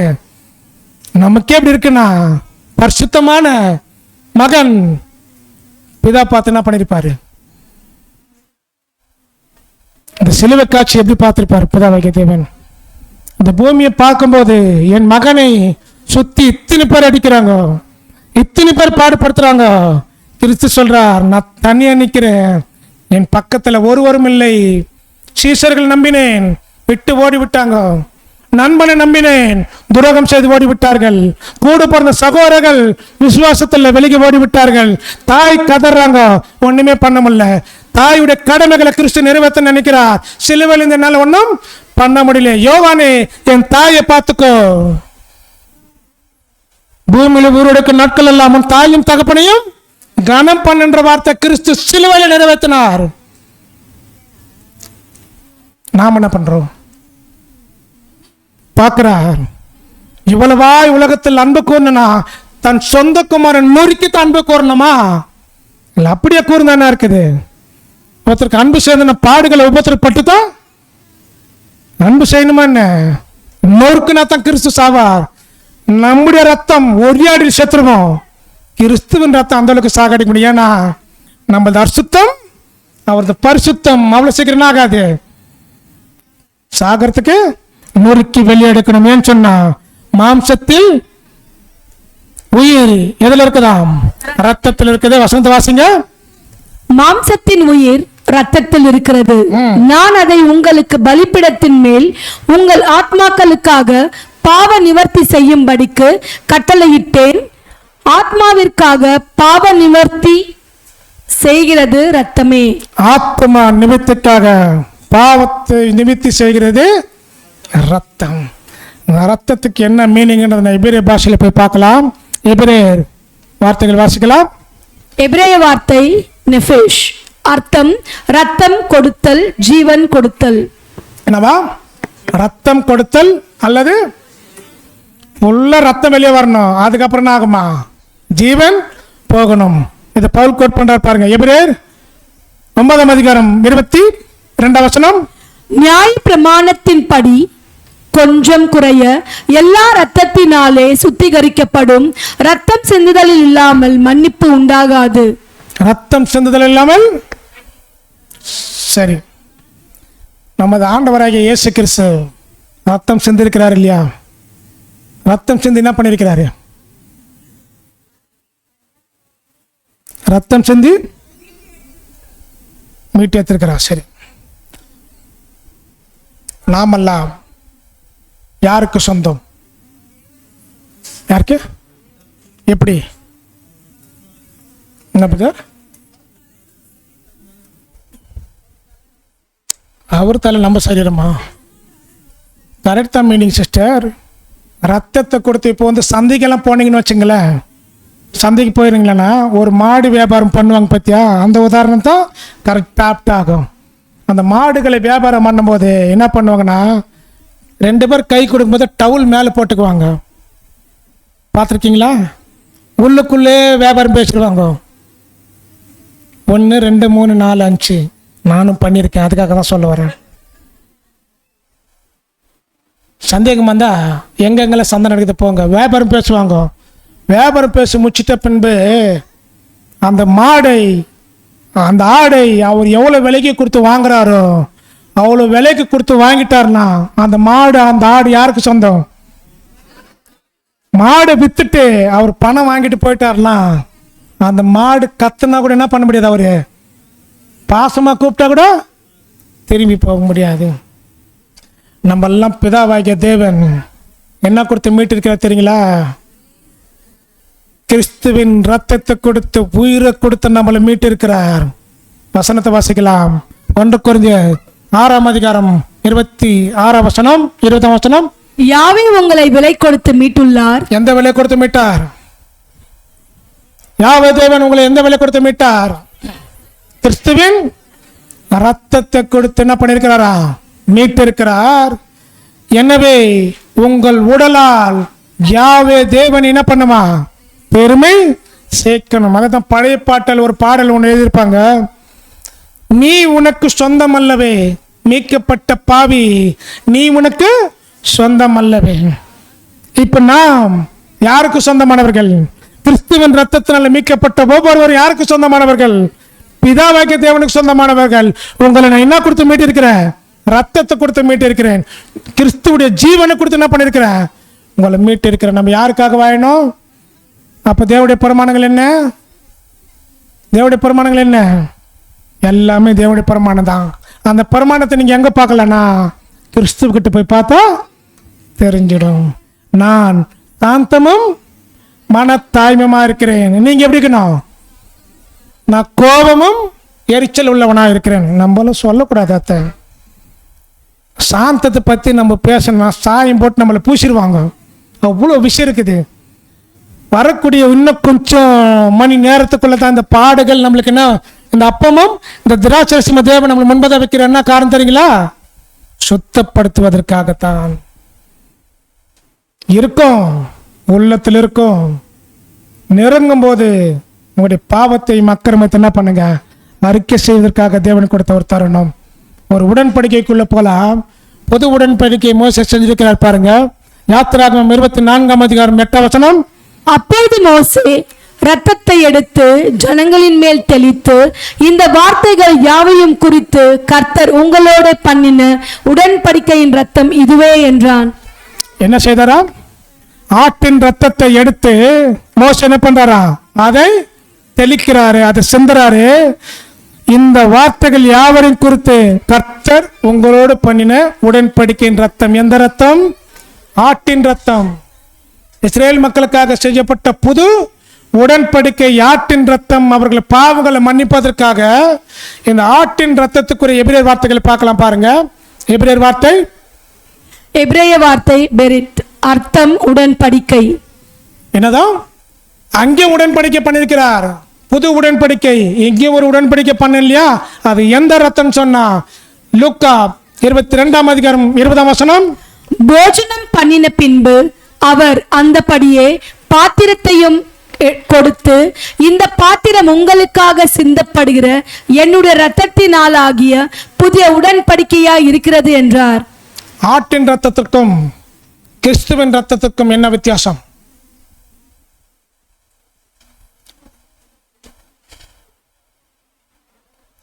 ஆடுக்குது இல்லையா? ஆடு பார்த்துருக்கீங்களா? பழைய ஏற்பாடு காலத்தில் ஆட்டின் ரத்தத்திற்கும் உடன்படிக்கை செஞ்ச பின்பு, புது உடன்படிக்கை செஞ்ச பின்பு எந்த ரத்தமெல்லாம் செலுத்துறாங்களாம் பலிக்கு? ஆட்டு ரத்தம். அந்த ரத்தத்திற்கும் என்ன சம்பந்தம்? இந்த ரத்தத்திற்கும் அந்த ரத்தத்துக்கும் என்ன சம்பந்தம்? ஆட்டு ரத்தம் பாவத்தை மன்னிப்பதற்கு. கிறிஸ்துவின் ரத்தம்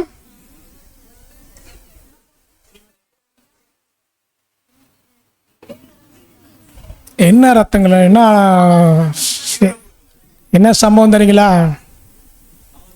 சின்ன விஷயம்தான், மிகப்பெரிய ஒரு பாயிண்ட் இருக்கு அதுல. ஆட்டின் ரத்தம் பாவங்களை மன்னிக்கும். கிறிஸ்துவின் ரத்தம் பாவத்தை அழிச்சிரும். பாவத்தை மன்னிச்சு மன்னிச்சு திருப்பி அவங்க பாவம் செய்வாங்க. பாவம் செய்யும்போது அவங்க என்ன பண்ணுவாங்களா? ஆட்டு எடுத்துட்டு வந்து பலி கொடுப்பாங்க. ஆனா கிறிஸ்துவின் ரத்தம் அப்படி கிடையாது. பாவ மன்னிப்பு கொடுக்கும், அந்த பாவத்தை அழிச்சிரும். அதுதான் கிறிஸ்துவின் ரத்தம். ரத்தம் சிந்துதல் இல்லாமல் பாவ மன்னிப்பில்லை. ஏன் பாவ மன்னிப்புன்னு சொல்றாருன்னா, பாவத்தை திருப்பி செய்யாதபடிக்கு அந்த ரத்தம் என்ன பண்ணுமா? ஃபுல் டோட்டல் அழிச்சிரும். சாதாரண ரத்தமா அது? பாவம் செய்யாத பரிசுத்தமான ரத்தம். நம்ம மத்தியில் ஒரு அசுத்தமான ஒரு பாவம் இருக்குதுன்னு சொன்னால், இந்த ரத்தத்தினால கழுவப்படுறதுன்னு சொன்னால், மீண்டும் நாம் பாவம் செய்யலாமா? மீண்டும் அந்த பாவம் செய்வதற்கு இன்னொரு பலி நம்ம செலுத்தலாமா? கடைசி வசனத்தில் பார்க்கலாம்.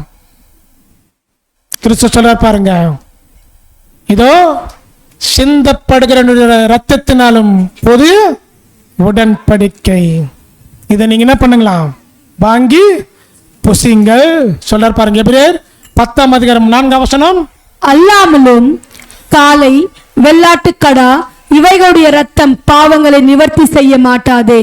அல்லாமலும் வெள்ளாட்டுக்கடா இவைகளின் ரத்தம் பாவம் நிவர்த்தி செய்யாது.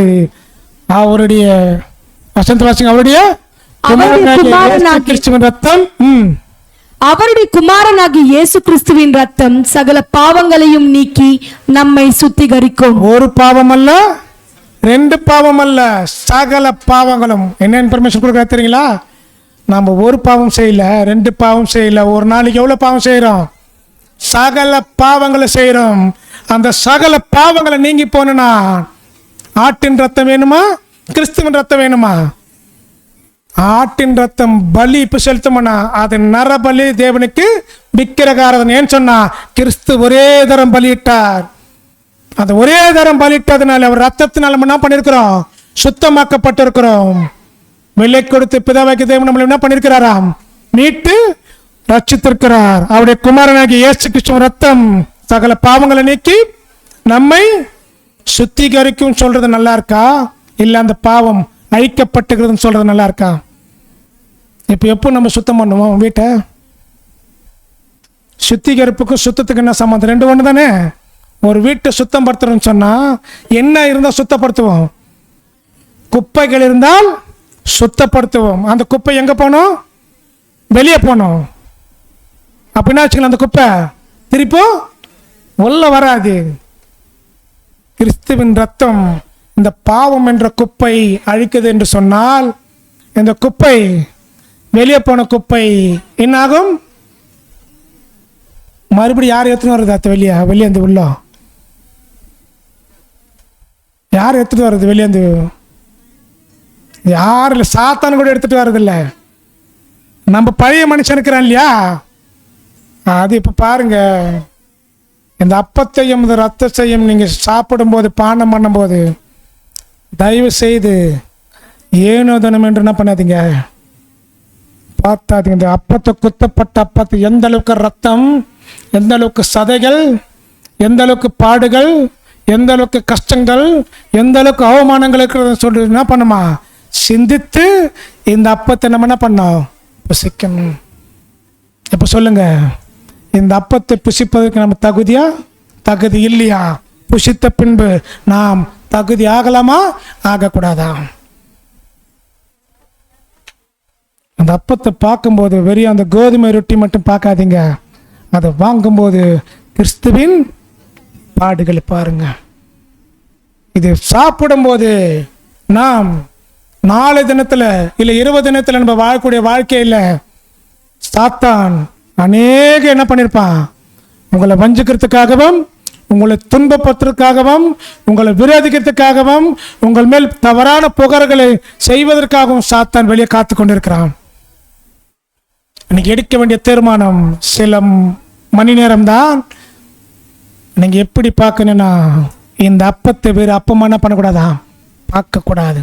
கிறிஸ்து என்ன பண்றாரா, இந்த அப்பத்தை பிட்டு நமக்கு கொடுக்குறார். மத்தேயு 26:26 அவர்கள் போஜனம் பண்ணுகையில் இயேசு அப்பத்தை எடுத்து ஆசீர்வதித்து அதை பிட்டு சீஷர்களுக்கு கொடுத்து, நீங்கள் வாங்கி புசியுங்கள், இது என்னுடைய சரீரமாய் இருக்கிறது என்றார்.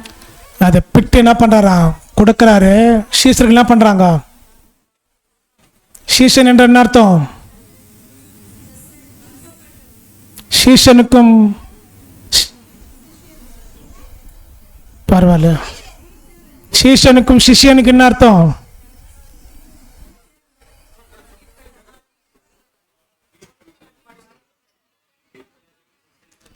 சீஷன் என்றால் கேட்டு நடக்கிறவர்கள் தான் சீஷன். சிஷியன் என்றால் கேப்பா நடக்க மாட்டோம். சொல்றாரு பாருங்க, அவர் அப்பத்தை பிட்டு யார்கிட்ட கொடுக்கிறாரா?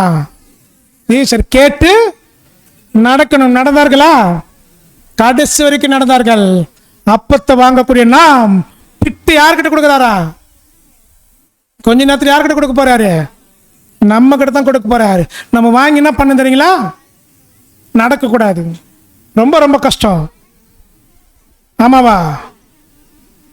நடக்கணும். அவன் தான் சீஷன். அனுதினமும் என் பின்பற்றி வருகிறவன் தான் சீஷன். அனுதினமும் சிலுவை சுமக்கிறவன் தான் சீஷன். அனுதினமும் பாடுகள் அனுபவிக்கிறவன் சீஷன். அவர்கள் தான் கேட்டு நடக்கிறவர்கள். அப்பத்தை பிட்டு யார்கிட்ட கொடுக்குறாரா? சீஷர்கிட்ட கொடுக்கிறார். இது என்னுடைய சரீரமா இருக்கிறது, நீங்க என்ன பண்ணுமா? வாங்கி புசிக்கணும்.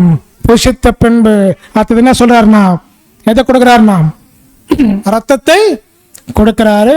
மத்தேயு 26 27 பின்பு பாத்திரத்தையும் எடுத்து ஸ்தோத்திரம் பண்ணி அவர்களுக்கு கொடுத்து, நீங்கள் எல்லாரும் இதிலே பானம் பண்ணுங்கள். யாரை பார்த்து சொல்றாரா? அங்கே சீஷர்களை பார்த்து சொல்றார், எங்கேயும் நம்மளை பார்த்து சொல்றார். இந்த ரத்தம் சாதாரணமான ரத்தமா? சாதாரணமான ரத்தமா? இது அப்பம் எந்த அளவுக்கு சிதைக்கப்பட்டது, சரீரம் எந்த அளவுக்கு நொறுக்கப்பட்ட அந்த ரத்தம் சிந்தப்பட்டது. அப்பேற்பட்ட ரத்தத்துக்கு அடையாளமாக கிறிஸ்துவின் சரீர ரத்தத்தை நம்ம புசிக்க ஆயத்தமா இருக்கிற நேரத்தில், கடைசியான நேரத்தில், சரியான தருணத்தில் நாம் அனைவரும் கிறிஸ்து என்ன பண்ணியிருக்கிறாரா? ஒன்று கூட்டி சேர்த்து பார்த்திருக்கிறார். பிதாவாகிய தேவனும் பார்த்திருக்கிறார்.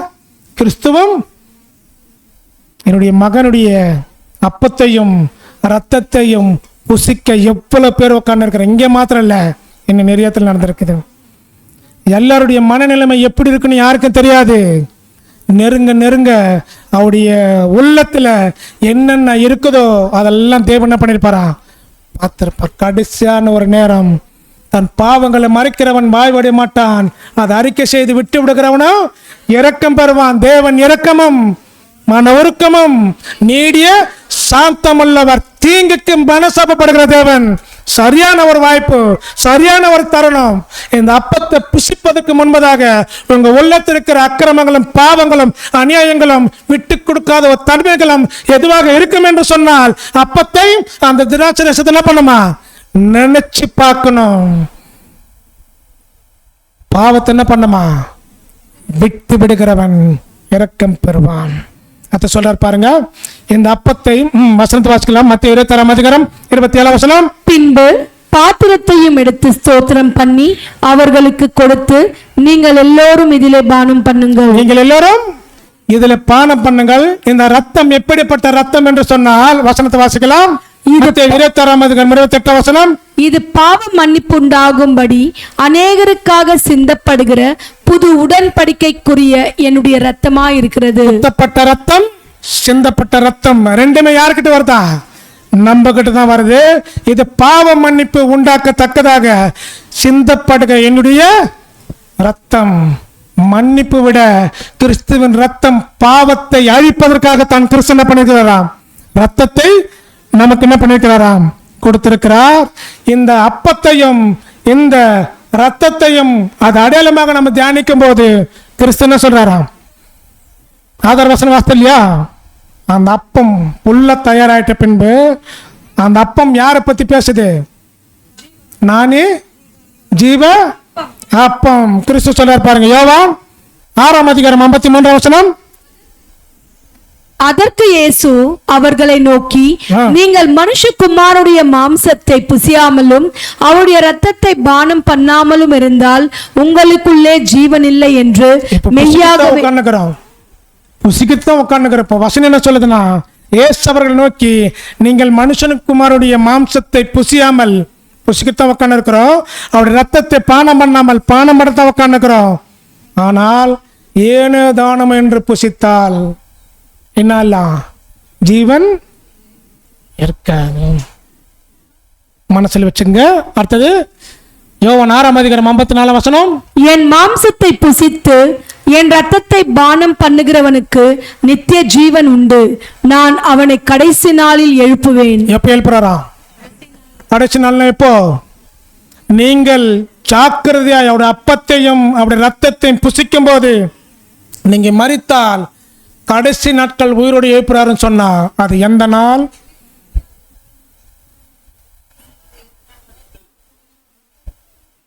எது கடைசி நாள்?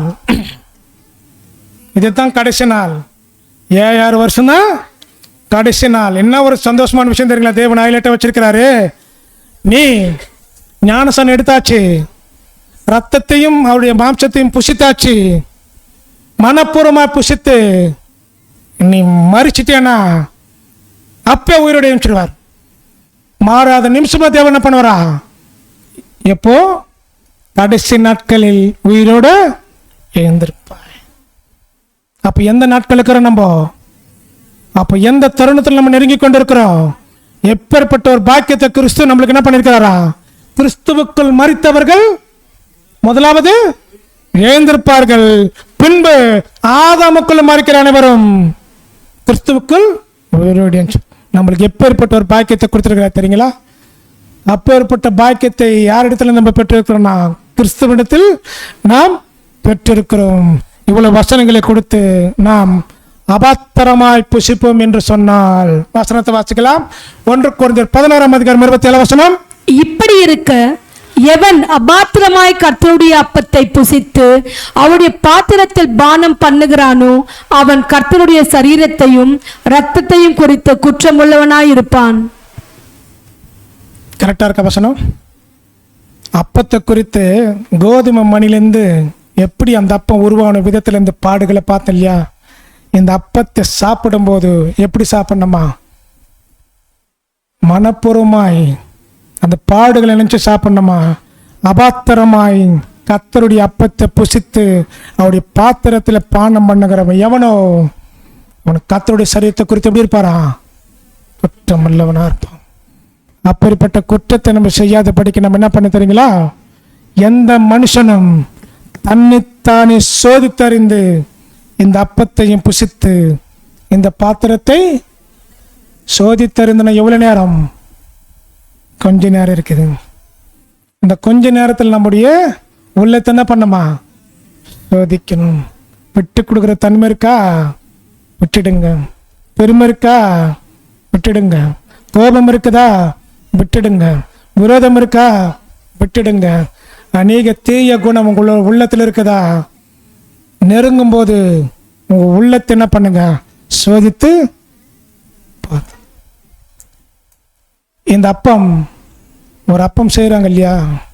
ஒரே கோதுமை மணி செய்யப்பட்டதா இல்லை பல கோதுமை மணி செய்யப்பட்டதா? அப்போ இந்த அப்பத்தை நம்ம சாப்பிட்றோன்னு சொன்னா எதை அடையாளப்படுத்தும்? கோதுமை மணி ஒன்றல்ல, பல கோதுமை மணிகள் ஒன்றா சேர்ந்து தான் மாவாக அரைக்கப்பட்டது. ஒன்றா இருந்த அப்பத்தை நம்ம பிட்டு சாப்பிடும்போது அது யார் தர்றார்? அந்த உள்ளத்தில் கிறிஸ்து தலை வேற இல்லை, சரீரம் ஒன்று. இந்த அப்பம் எல்லா கோதுமை மணினாலும் ஒன்றா சேர்ந்தது போல அப்பத்தை புசிக்கிற நாம் எப்படி இருக்கணுமா? எப்படி இருக்கணுமா? ஒன்றா இருக்கிற. வசந்த வாசிக்கலாம். 1 கொரிந்தியர் 10:17 அந்த ஒரே அப்பத்தில் நாம் எல்லாரும் பங்கு பெறுகிறபடியால் அநேகரான நாம் ஒரே அப்பமும் ஒரே சரீரமாய் இருக்கிறோம். எப்படி இருக்கிறோமா? இந்த அப்பத்தை நம்ம புசிக்கணும் இல்லையா? அநேகராகிய நாம் இந்த அப்பத்தில் பங்கு பெறுகிறபடியால் நாம் எப்படி இருக்கிறோமா? ஒரே அப்பமும் ஒரே சரீரம். இந்த ஒரே சரீரத்துக்கு தலை யாரு? 2 தலை இருக்கா? 3 தலை இருக்கா? ஒரே தலை, ஒரே சரீரம். நாம் எப்படி இருக்குன்னு சொல்றது? ஒற்றுமையா ஒன்னா இருக்கிறத பற்றி தான் இந்த கோதுமை மணிக்கினாலே ஒன்னா சேர்ந்த அப்பம் செய்யப்பட்டது. இவ்வளோ சத்தியங்கள் தேவனுக்கு கொடுத்தார் இல்லையா?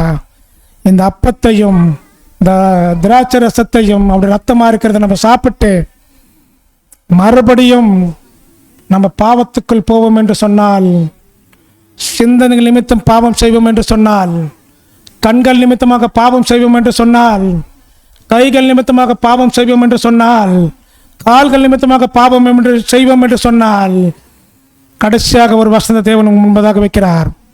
இந்த வசனத்தை வச்சுட்டு படிச்சுட்டு கொடுக்கப்படுகிற அந்த நேரத்தில் உங்களுடைய தீர்மானங்கள் என்ன பாருங்க.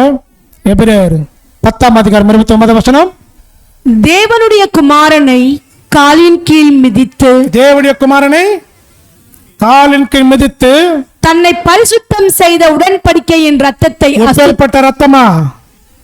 பரிசுத்தமான ரத்தம். அப்படிப்பட்ட ரத்தத்தை கொடுத்து நம்ம என்ன பண்ணிருக்கிறார்? மீட்டு ரட்சித்திருக்கிறார். உடன்படிக்கையின் ரத்தத்தை அசுத்தம் என்றெண்ணி கிருபையின் ஆவியை நிந்திக்கிறவன் எவ்வளவு கொடிதான ஆக்கினைக்கு பாத்திரவானா இருப்பான் என்பதை யோசித்து பாருங்கள். வசனத்துக்கு விளக்கம் வேணுமா? எல்லாருக்கும் தெரியுமா? விளக்கம் வேணுமா? வேண்டாவா? இதைத்தான் வசனத்துக்குரிய விளக்கமே. பாத்திரத்தில் அந்த அப்பத்தை, குத்தப்பட்ட அப்பத்தில் பங்கு பெறும் போதும், சிந்தப்பட்ட ரத்தத்தில் பங்கு பெறும் போதும் நம்முடைய வாழ்க்கை என்ன பண்ணுமா? சிந்திச்சு செயல்படுத்தி எந்த அளவுக்கு நம்முடைய உள்ளத்தில், நம்முடைய சிந்தனைகளில் எந்த அளவுக்கு கிறிஸ்து விரோதமான பாவங்களும் பிதாவாக்கிய தேவனுக்கு விரோதமான பாவங்களை வச்சிருப்போம் என்று சொன்னால், சோதிப்பதற்காகவும், தன்னை சோதிப்பதற்காகவும், அந்த பாவத்தை அறிக்கை செய்து விட்டு விடுவதற்காகவும் சரியான ஒரு நேரத்தை தேவன் என்ன பண்ணியிருக்கிறாரா? கொஞ்சம் கேப் கொடுத்திருக்கிறார். அந்த ஒரு நேரத்தில் நீங்க என்ன பண்ணுங்க? உங்களை நீங்கள் அறிக்கை செய்து தேவனுக்குள்ள விட்டுவிட்ட பின்பு இந்த இடத்துல நீங்க வரும்படியாகவும் இந்த பாடத்தின் மூலியமாக கொடுத்த இப்பேற்பட்ட சத்தியத்திற்காக நம்முடைய பிதாவாகிய தேவனுக்கும் ஆண்டவராகிய இயேசு கிறிஸ்து மூலியமாய் நன்றிகளும் சுத்தி சோத்திரம் உயர்த்திக் கொண்டு ஆயத்தமாக்கப்பட்ட உங்களை யாவரையும் கிறிஸ்துக்குள்ளான அன்பின் வாழ்த்துக்களை கூறிக்கொண்டு பொறுமையோடு கேட்ட உங்களை யாவரும் தேவன் தாமே ஆசீர்வதிப்பாராக. ஆமென்.